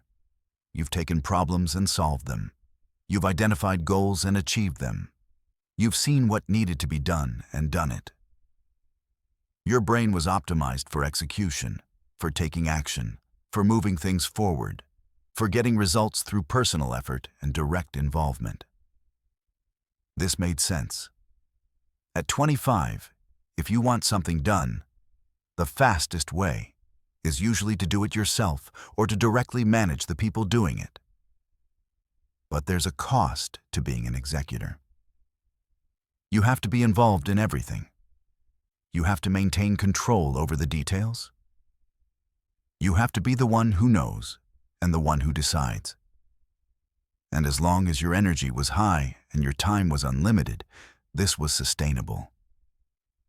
But now, at 45, your energy has changed. Your available hours haven't increased, and the problems you're dealing with have become more complex. And suddenly, the executor approach, direct action, personal involvement, detailed control, becomes a bottleneck. This is where the evolution happens. Your brain is trying to shift you from executor to architect. An architect doesn't personally build the building. An architect designs the building and creates the systems that allow others to build it according to the design. An architect thinks about structure, principles, processes, the things that create results without requiring personal involvement in every decision. This shift shows up neurologically. Research on how the brain approaches problem-solving in midlife shows that people begin to activate different networks when working on complex problems.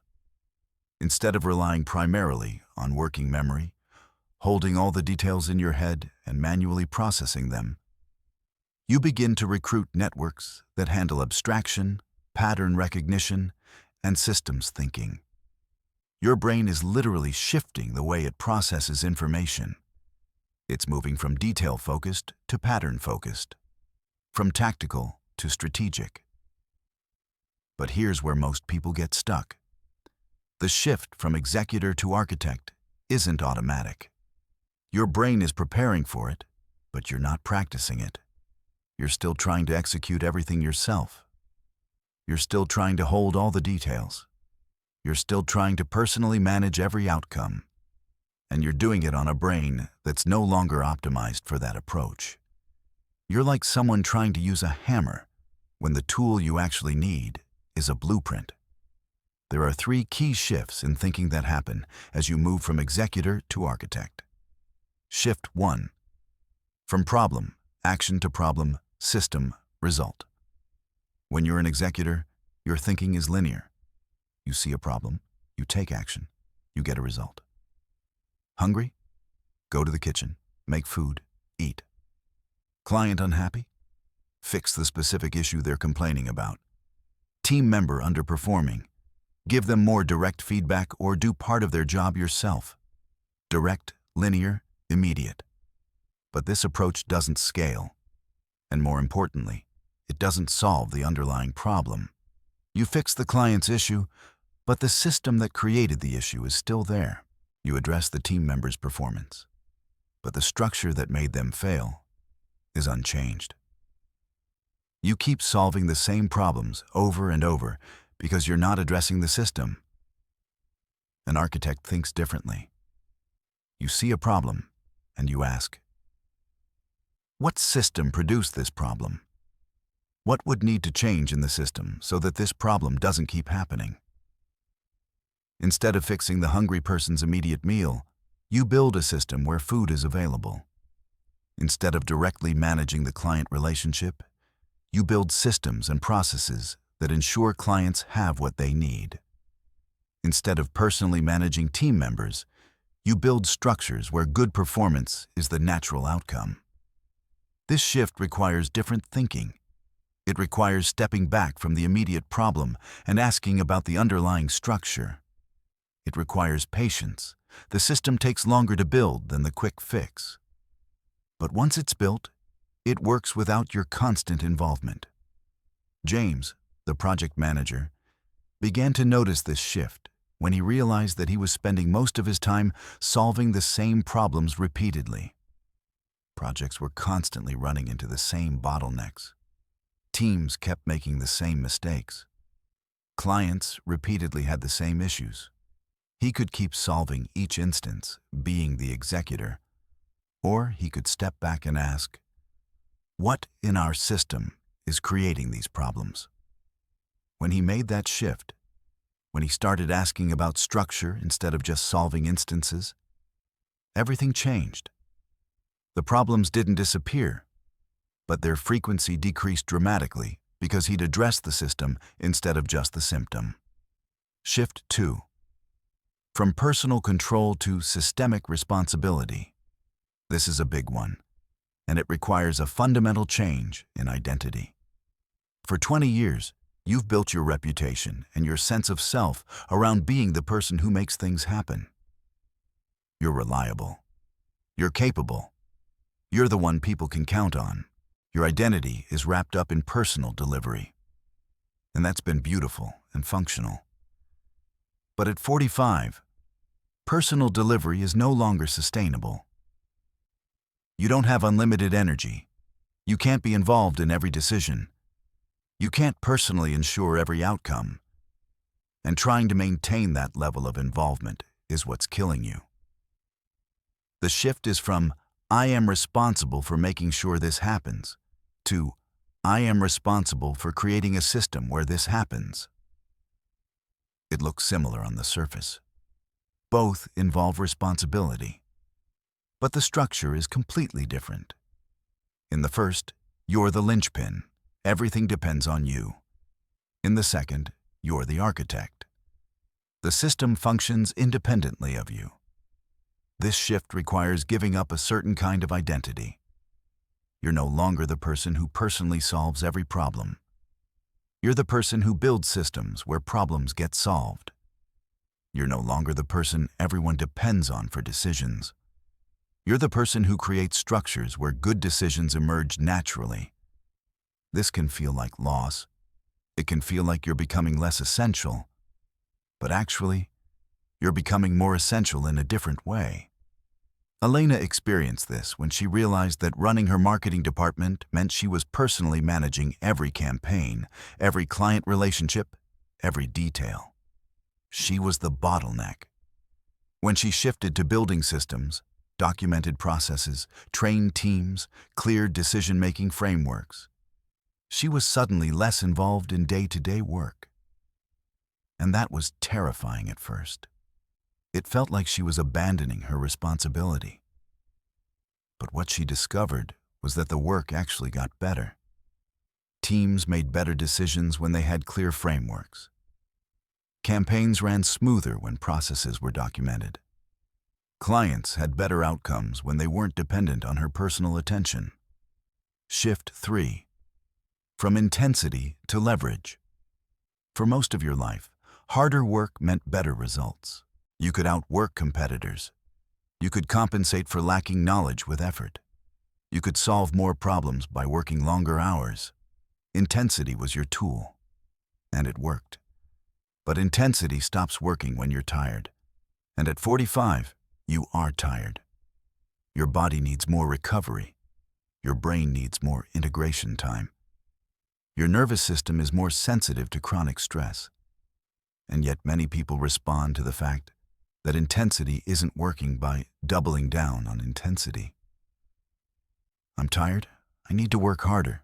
I need to push through. I need more stimulation to overcome the fatigue.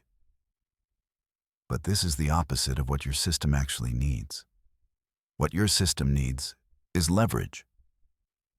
Leverage means working less hard, but having your work create more impact. Leverage means using systems and other people instead of personal effort. Leverage means setting up dominoes so that one action creates a cascade of results instead of taking each action yourself. The shift from intensity to leverage is brutal for people who've built their identity around being able to outwork everyone else. But it's essential, because your body won't support intensity anymore. And trying to maintain it is what's creating the exhaustion. Research on productivity and aging shows exactly this pattern. People who tried to maintain high intensity in their 40s and 50s showed declining productivity and increasing burnout. People who shifted to leverage, who used systems, delegation, process automation, and strategic thinking instead of personal effort, maintained or increased productivity while decreasing work hours and stress. David, the business owner, made this shift when he realized that his construction company's growth was limited by his personal capacity. He was the one who managed everything, made every decision, knew every detail. And the company couldn't grow beyond what he personally could handle. When he shifted to building systems and training people and creating decision-making frameworks, the company could scale, and he could work less. So how do you actually make these shifts? It's not a single decision. It's a series of small practices that gradually retrain your brain. The first practice is asking different questions. Instead of, how do I solve this problem? Ask, what system would solve this problem? Instead of, who should do this? Ask, what process should handle this? Instead of, how can I work harder? Ask, what leverage point would create the biggest impact with the least effort? The second practice is documenting. When you're an executor, everything lives in your head. You know how things work because you do them. But once you shift to architect, you need to externalize what you know. Write down the process, record how you do things, create frameworks and decision trees. This is actually crucial for your brain at this stage because it forces you to think about the structure instead of just executing it. And it creates a resource that allows others to do things without your personal involvement. The third practice is delegating with intention. Not delegating because you're overwhelmed and desperate, but delegating as a way of building the system and developing people. When you delegate with intention, when you're clear about what decisions the other person should be making and what principles should guide them, you're building both the system and the capability of the people in the system. The fourth practice is stepping back. This is hard for people who've been personally involved in everything. But at some point, you have to create space between yourself and the work. You have to allow the system to operate without your constant input. You have to trust that the principles and structures you've put in place actually work. And you have to prove to yourself that the work gets done without your personal involvement. This shift from executor to architect isn't just about working differently. It's the gateway to everything that comes next. Because once you're not spending all your energy on direct execution, you have energy for other things. You have capacity for the second wave of neuroplasticity that we'll talk about in the next chapter. You have space for creativity and meaning and contribution in ways that weren't possible when you were personally executing everything. The research on successful midlife transitions is consistent on this point. The people who moved through this phase most successfully were the ones who made the shift from executor to architect.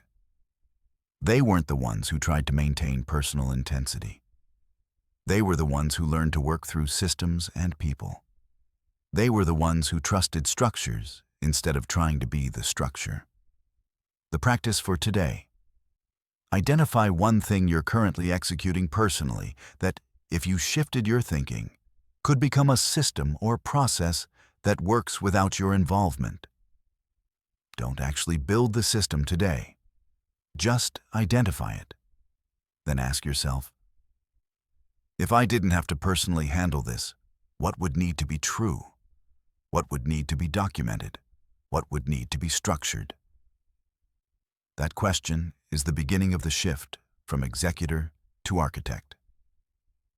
Your brain will start working on it, and over time, the shift will happen. Chapter 8. The second wave of neuroplasticity. Slower, but deeper. You've made it through understanding what's happening in your brain. You've recognized the reorganization. You've begun to shift from executor to architect. And now you're facing the question that many people at midlife ask. If my brain is reorganizing, how do I actually direct that reorganization? How do I actively shape what my brain becomes during this transition? This is where understanding the second wave of neuroplasticity becomes crucial. Neuroplasticity is your brain's ability to rewire itself, to build new neural pathways, to strengthen new connections, to reorganize around new patterns. Most people think of neuroplasticity as something that happens naturally, something your brain does on its own. But the research is clear.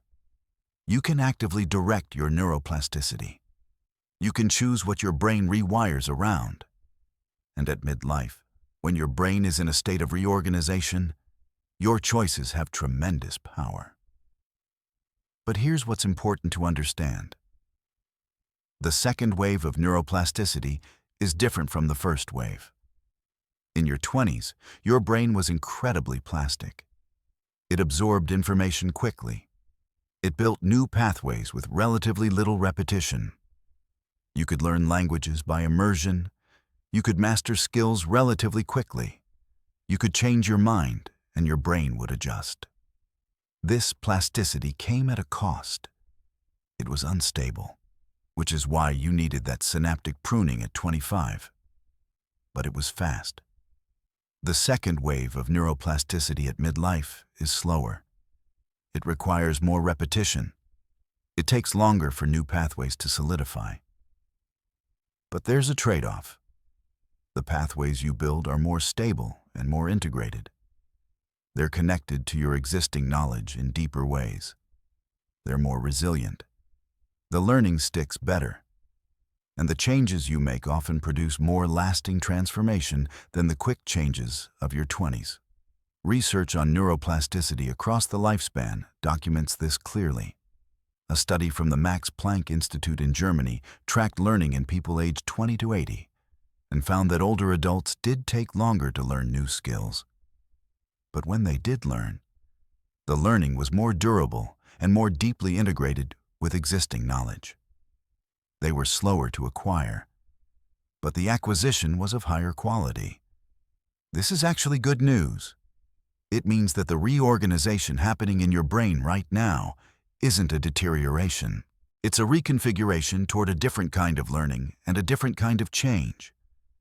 You're not losing plasticity. You're gaining a different kind of plasticity, one that's slower but more stable, more integrated, more true. Research on how adults learn and reorganize through midlife has identified several key factors that activate and direct neuroplasticity at this stage. These aren't the factors that drove learning in your 20s. These are the factors that work with your midlife brain. Engine 1. Novelty within context. A young brain learns by encountering novelty. Something completely new activates learning systems. But a midlife brain learns through novelty that's embedded within context. New applications of existing knowledge, new combinations of what you already know, new ways of using your experience. This is crucial because it explains why midlife can actually be the most creative period of your life. You have decades of knowledge and experience. Now you're learning to apply that knowledge in new ways. You're combining existing expertise in novel combinations. You're taking what you know and asking, how else could this be used? What new problems could my existing knowledge solve? James, the project manager, experienced this when he stopped trying to learn entirely new skills and instead started asking, how could I use my 20 years of project management experience in new ways? What problems could my expertise solve that I haven't addressed before? This simple reframing, from learning something new to applying existing knowledge differently, activated his neuroplasticity. His brain already had the foundational knowledge. He was just rewiring how to use it. Research on expertise and creativity in midlife shows this pattern clearly. The most creative innovations often come from people in their 40s and 50s who are combining knowledge from their expertise in new ways, not from people learning entirely new domains. Engine 2. Creative expression. The second engine of midlife neuroplasticity is creative expression. Doing something not just to achieve a goal, but to externalize something that's inside you. Writing, painting, music, building, designing. Any form of expression that takes something internal and makes it external. This is different from the type of creativity that leads to results. This is creativity for its own sake. And this matters for your brain at this stage because creative expression activates integration across your whole brain. It requires your left hemisphere, structure, language, logic, and your right hemisphere, intuition, pattern, wholeness, to work together. It requires coordination across many different neural networks. Studies on creative expression and aging show that people who engaged in creative activities showed better cognitive flexibility, better emotional regulation, and stronger neural integration than people who didn't. And here's the interesting part. The research didn't distinguish between people who were good at creative expression and people who were bad at it. The benefit came from the activity itself, from the neurological process of externalizing something internal. Elena, the marketing executive, began to experience this when she started writing.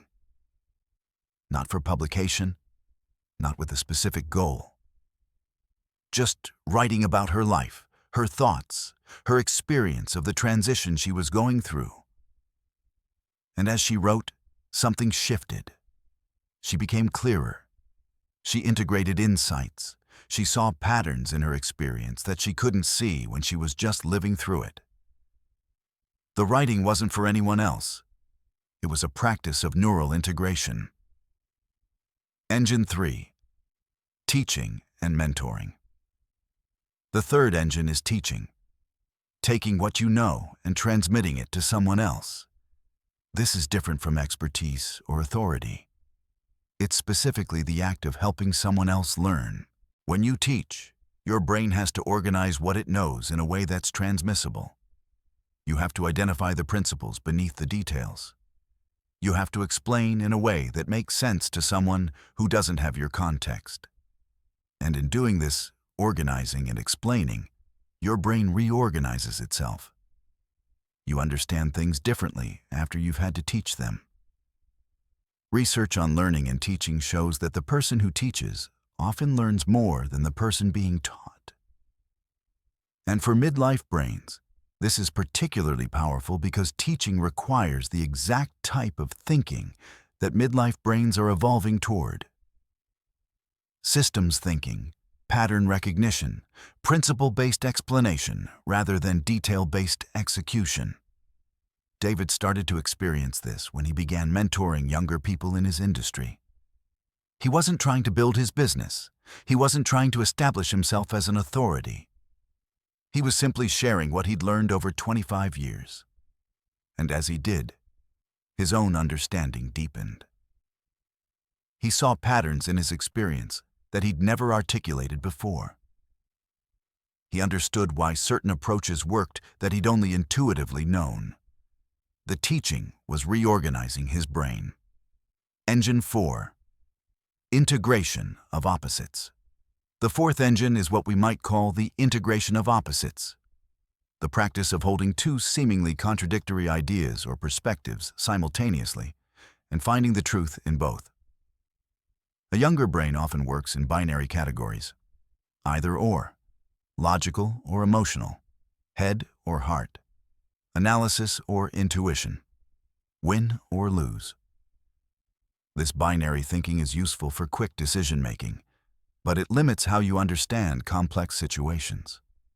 A midlife brain, with increased hemispheric integration and increased neural sophistication, has the capacity to work with both and logical and emotional, analysis and intuition, structure and creativity, competition and collaboration, ambition and contentment. This capacity to integrate opposites is actually the signature of wisdom. Research on wise decision-making shows that people who could integrate opposing perspectives consistently made better decisions than people who had to pick a side. The practice itself is simple. Take any belief you hold strongly. Now find the opposite belief. Find the truth in the opposite perspective. Notice that both can be true depending on context. For example, rest is essential for health, and intensity and challenge create growth. Both are true. The art is knowing when each applies. This practice directly exercises the neural networks involved in integration, and over time, it rewires your brain to handle complexity better. So how do you actually activate these four engines? Here are the specific practices that work with your midlife brain. Practice 1. The novelty in context experiment. Pick an area of expertise, something you know well, and ask, what new problem could I solve with this expertise? What new field could benefit from what I know? What new application exists for this knowledge? Then spend time exploring the answer. Not as a side hustle or a business opportunity, but as genuine exploration. Your brain will activate learning pathways because you're applying existing knowledge in new contexts. Practice 2. The creative hour. Commit to 1 hour per week of creative expression with absolutely no goal except the expression itself. Write, paint, build, compose, design, whatever calls to you. The rule is, no specific outcome. No, this will be good, or people will like this. Just the process of externalizing something internal. Consistency matters more than quality. 1 hour per week for 8 weeks, and you'll notice shifts in your cognitive flexibility and emotional clarity. Practice 3. The mentoring conversation. Find someone. It could be younger, it could be a peer, and commit to teaching them something you know. It could be a skill, a body of knowledge, a way of thinking. Have regular conversations where you're transmitting what you know. And as you do, pay attention to what becomes clearer for you. That clarity is neuroplasticity in action. Practice 4. The Integration Journal. Once a week, write down a belief you hold. Then write down the opposite belief. Then write about how both could be true. What contexts make one true? What contexts make the other true? What wisdom emerges when you hold both? This practice, done consistently, literally rewires how your brain processes complexity. The second wave of neuroplasticity is happening whether you direct it or not. Your brain is reorganizing. The question is, what is it reorganizing around? Is it reorganizing around the old identity and the old ways of thinking? Or is it reorganizing around something new? When you actively practice these four engines of neuroplasticity, novelty within context, creative expression, teaching, and integration of opposites, you're not just filling time. You're literally directing how your neural networks rebuild. You're choosing what your brain becomes.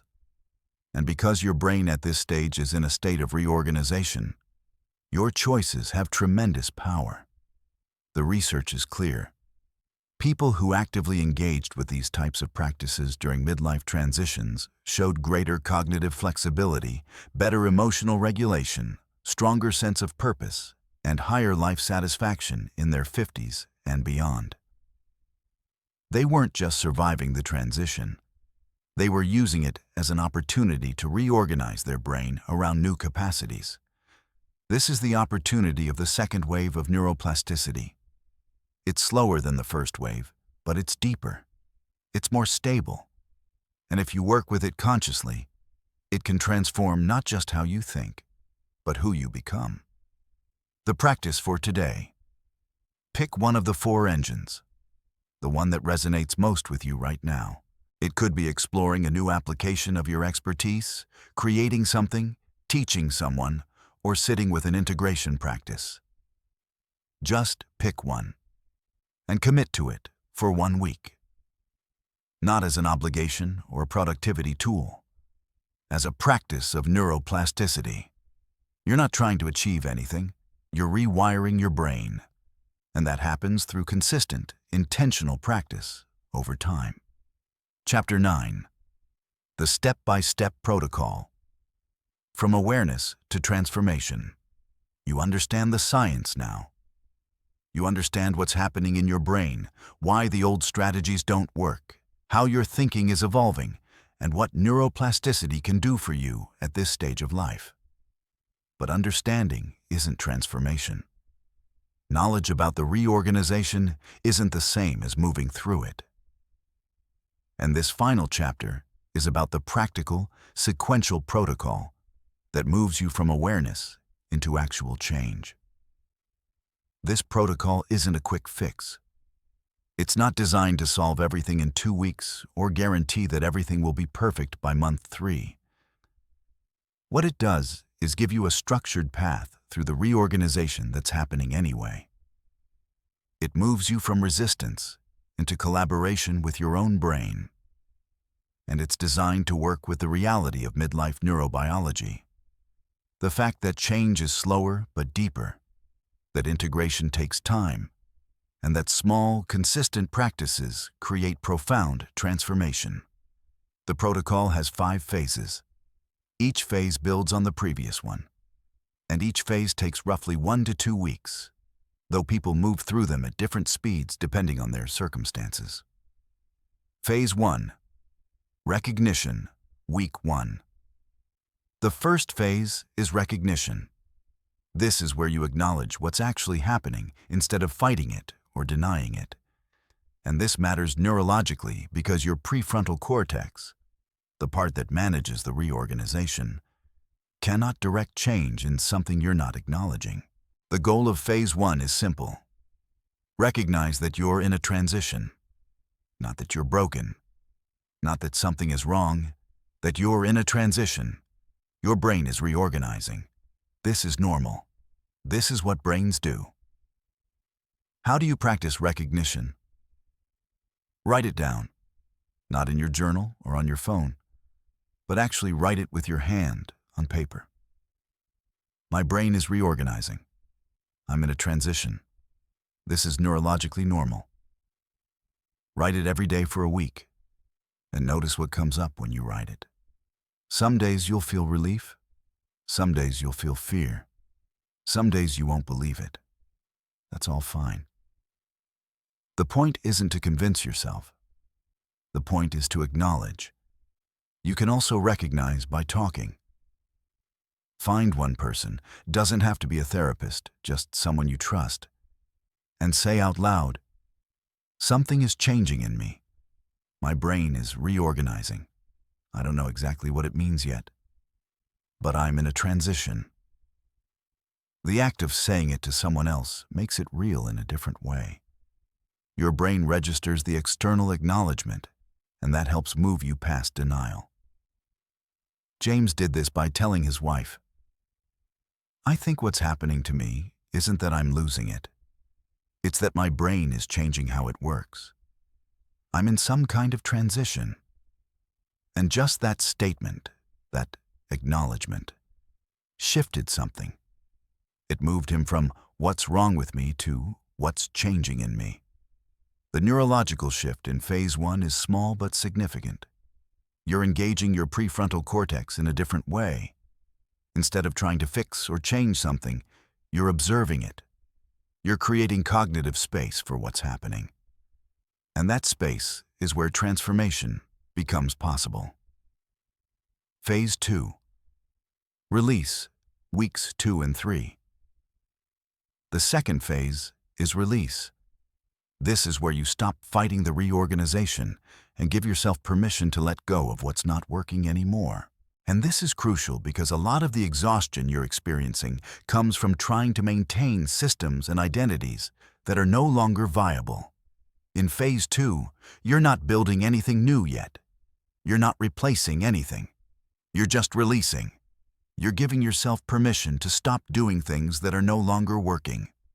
You're loosening your grip on identities that are becoming ill-fitting. You're allowing things to fall away. How do you practice release? The simplest way is to make a list. Write down all the things you're currently doing, maintaining, or holding on to that don't feel true anymore. Include work roles, relationships, identities, goals, habits, beliefs. Anything that feels like you're maintaining it through obligation rather than authentic desire. Don't edit the list. Just write what comes. Now look at the list, and for each item ask, what would happen if I released this? What would change? You're not committing to releasing anything yet. You're just exploring what it would mean. Sometimes you'll realize that releasing something would create chaos. You're genuinely needed in that role. That's useful information. Sometimes you'll realize that what you're afraid will happen if you release it probably won't actually happen. That's also useful. Elena did this with her role as the reliable, always available person in her family. When she asked, what would happen if I stopped being that person? Her first thought was, everything will fall apart. But then she asked more carefully, will actually fall apart, or will people just have to figure things out? And she realized it was the latter. Her family was capable. They just hadn't had to be because she'd always been there. Releasing that role didn't mean abandoning them. It meant trusting them with their own lives. The neurological work in phase 2 is about reducing resistance. You're signaling to your brain that it's safe to let go. You're creating internal permission for change. And that permission is what allows the reorganization to happen more smoothly. Phase 3. Reprogramming. Months 1 and 2.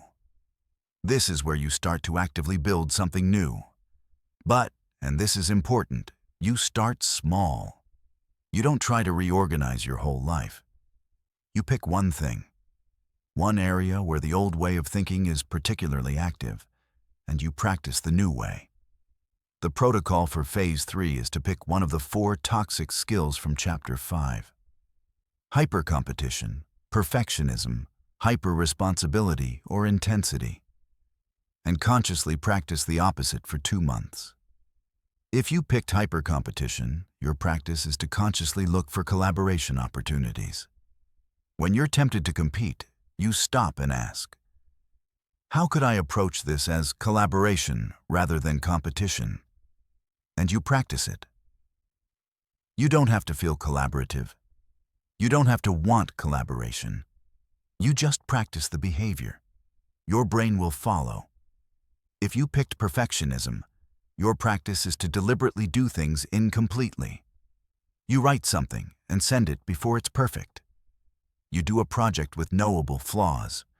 You practice sharing work that's good enough, but not perfect. This is brain training, not character change. You're training your brain to become comfortable with good enough. If you picked hyper-responsibility, your practice is to say no to things and to delegate things you usually handle. Not because you think it's good for you, though it is, but because you're training a new neural pathway.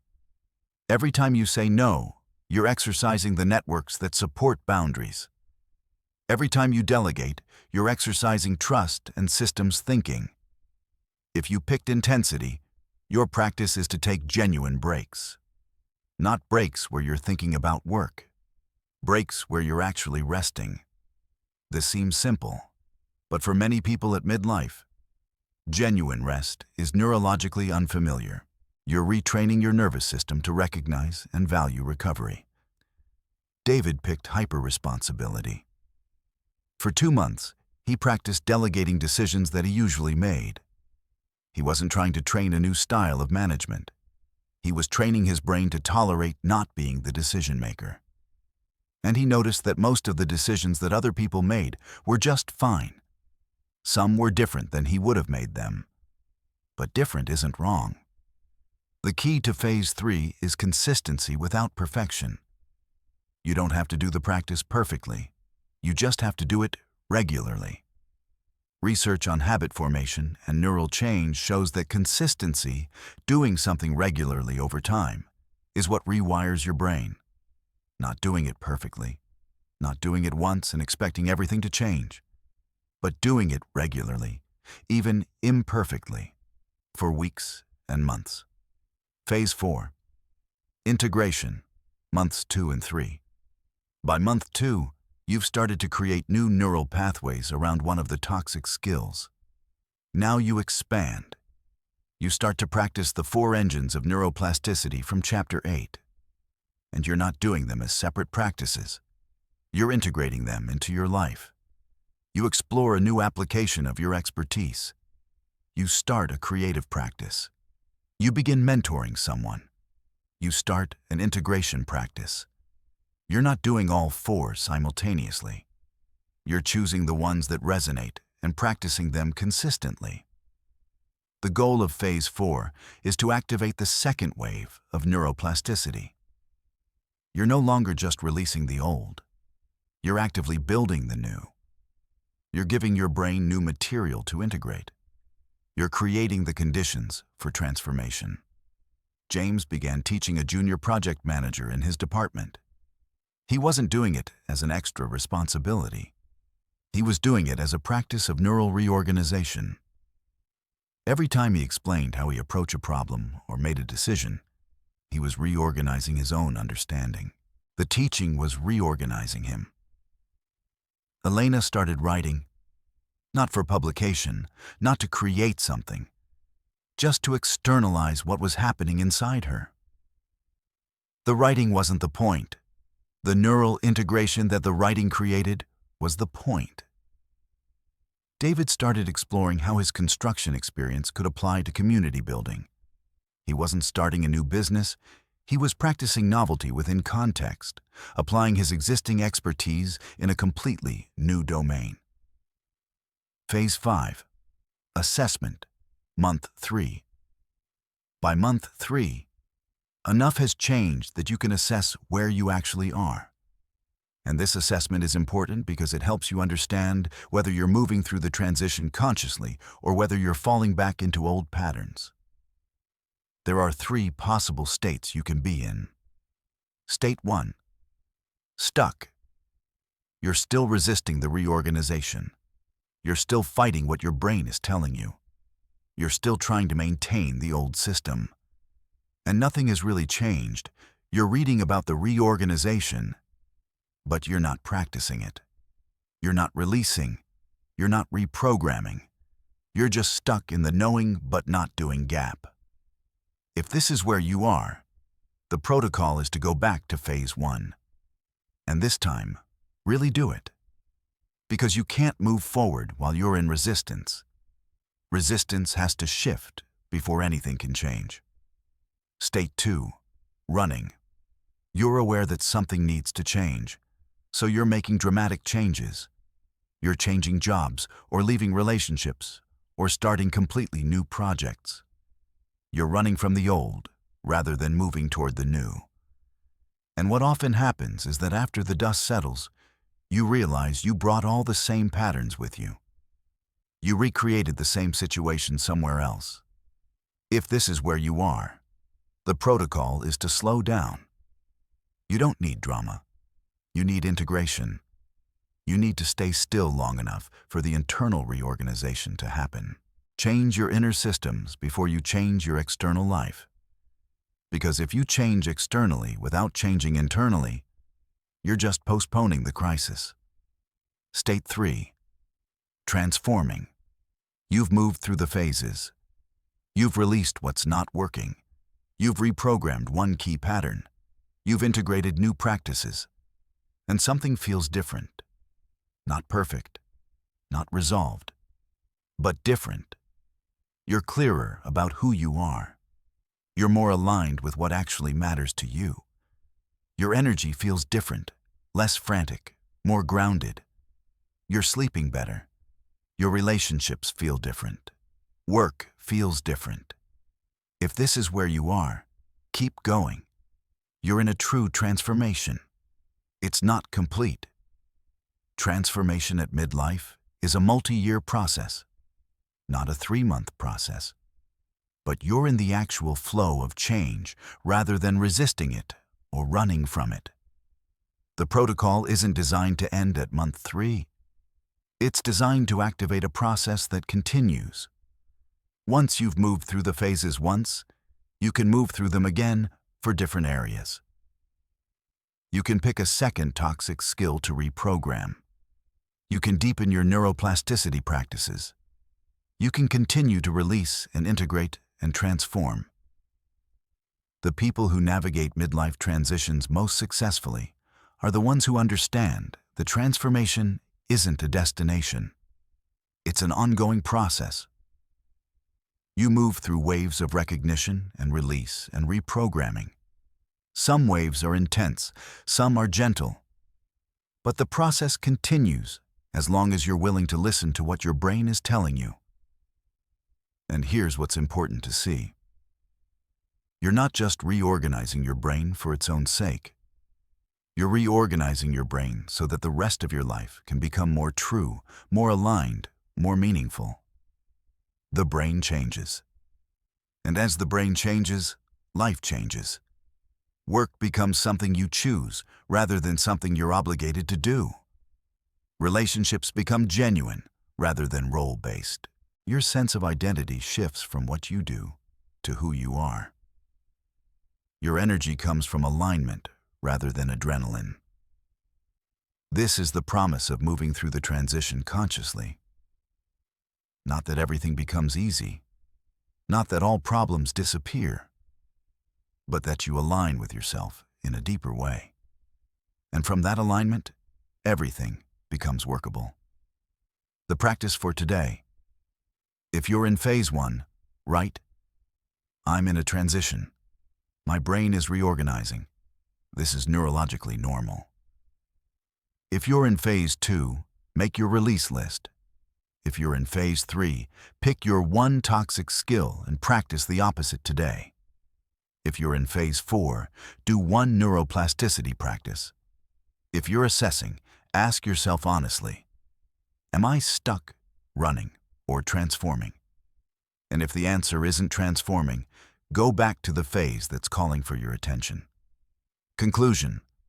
The path forward. You've reached the end of this audiobook, but you're not at the end of the transition.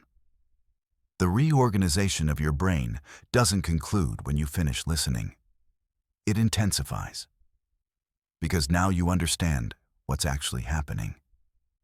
And understanding changes everything. For most of your life, if you're in your 40s or 50s right now, you've been operating on one fundamental assumption, that the way your brain worked in your 30s was the way it would always work. The strategies that got you to 40 would continue to work. The person you became in your 20s was who you would be for the rest of your life. And when that assumption proved false, when energy dropped, when old motivation stopped working, when focus became harder, when the strategies that always worked suddenly didn't, you thought something was wrong with you. But nothing was wrong. Your brain was evolving. The evolution, while it feels like loss in the moment, is actually an upgrade. This isn't an upgrade in the way we usually think about upgrades. Faster, more powerful, more efficient. It's an upgrade toward something deeper, toward integration, toward wisdom. Here's what the science shows. The people who navigate this transition consciously, who understand what's happening, who work with their brain instead of against it, who release what's no longer working and build something new, emerge into their 50s, 60s, and beyond with greater life satisfaction, stronger relationships, better health, and a sense of alignment that they didn't have in their 30s and 40s. Their life becomes true. This is what's available to you. Right now, in this moment, while your brain is still in a state of reorganization, while the neuroplasticity is still active, while the change is still possible. The path forward isn't complicated, but it does require something from you.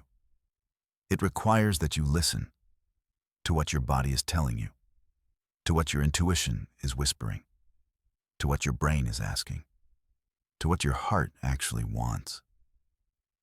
You need to stop overriding these signals and start taking them seriously.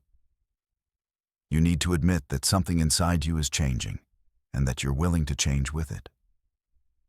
The protocol we discussed in the final chapter isn't a prescription you follow mechanically. It's a map. It shows you the territory. You have to walk the path yourself. Some weeks will be about recognition. Some weeks will be about release. Some months will be about reprogramming. Some months will be about integration. You'll move through the phases at your own pace, and that's fine. Your brain knows what it needs. Your job is to listen and follow. James, who began this journey noticing that he could no longer focus the way he used to, is 6 months into his conscious transition. He's not completely transformed. He's not suddenly happy all the time. Something fundamental has shifted, though. He's no longer fighting his brain. He's no longer trying to force the old system to work. He's asking different questions, and in asking different questions, he's discovering different answers. He's built systems that run without his constant involvement.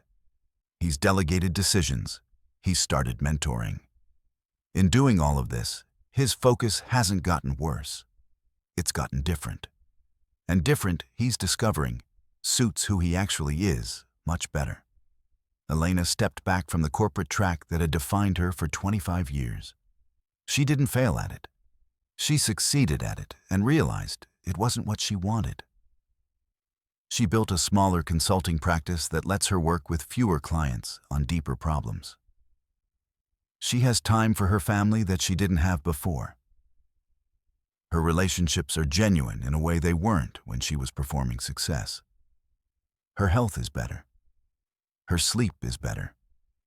Her sense of herself is clearer. And none of this happened because the external circumstances changed. It happened because her internal operating system shifted. David is learning to trust that his business can run without him making every decision. It's terrifying sometimes. The old identity of being indispensable was powerful. The freedom of not being indispensable is more powerful, though. He's had space to do things he loves. He's building relationships that aren't transactional. He's creating. And his business is actually doing better because it's no longer limited by his personal capacity. These aren't rare stories. These are the common outcomes when people move through this transition consciously. They happened because these people stopped fighting what was happening and started working with it. If you engage with what you've learned in this audiobook, if you truly listen to your brain, if you practice the phases, if you activate the neuroplasticity engines, if you build the systems and release the old identities and reprogram the toxic skills, here's what's actually possible. Your energy will feel different. Constantly high energy isn't what midlife brains are designed for. Your energy will be more stable, more grounded, more connected to actual rest and actual work rather than to artificial stimulation. Your relationships will deepen.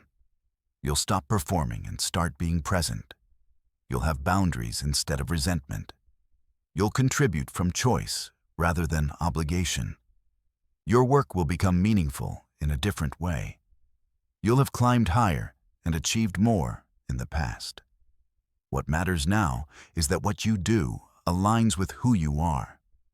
Work that's aligned doesn't exhaust you the way work that's misaligned does.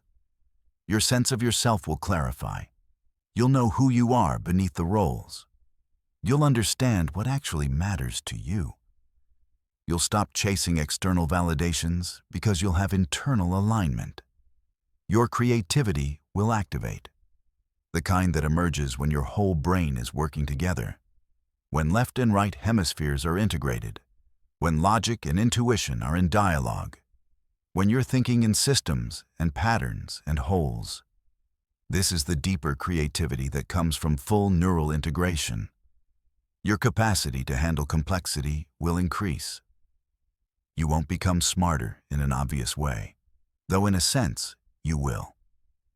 Your brain learned to hold multiple perspectives simultaneously instead of forcing false simplicity onto reality. Your sense of time will change. Instead of feeling like you're running out of time, you'll feel like you finally have time to do what actually matters. None of this is guaranteed. It depends on what you do from here. All of it is possible, though. All of it is available. And all of it is grounded in what the science actually shows about how human brains evolve at midlife. There are two paths from here. The first, go back to your normal life and treat this audiobook as interesting information. Nod at the ideas. Agree that the transition is happening. Keep trying to live the way you've always lived. You'll keep experiencing the exhaustion, the confusion, the sense that something is wrong. Gradually, you'll normalize the struggle. This is just midlife. This is what getting older feels like. You'll spend the next 10 to 20 years managing a transition that you could have moved through consciously. The second path. Take this seriously. Start with phase 1. Recognize that you're in a transition. Begin to listen to what your brain is telling you. Release what's not working. Reprogram one thing. Practice the neuroplasticity engines. Assess where you are. Let this transition become the most creative, integrative, alive period of your life. The second path is harder in the moment. It requires that you acknowledge things you might have been denying. It requires that you make changes that feel uncomfortable. It requires that you let go of identities that have served you. It requires that you admit that the way you've been living isn't working anymore. It's also the path that leads somewhere worth going. It leads to alignment. It leads to authenticity. It leads to a life that feels true. One final thing. If you're listening to this and you're not yet in the thick of the transition, if you're 30 or 35 and you're just noticing the first whisper of doubt, listen to that whisper. Don't wait until 45 to start paying attention. The earlier you listen, the more gracefully the transition moves.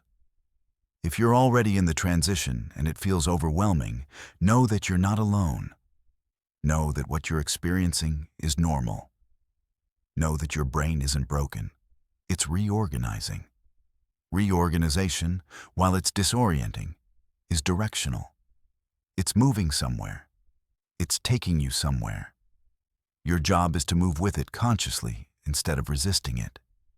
If you've been through the transition and you're on the other side, and you're in a place of greater clarity and alignment, hold on to that. Help others who are where you were. Be the evidence that this transition leads somewhere good. And if you're listening to this years from now, in a different life stage, whether you moved through the transition consciously or whether you're looking back with some regret, know that your brain is still plastic.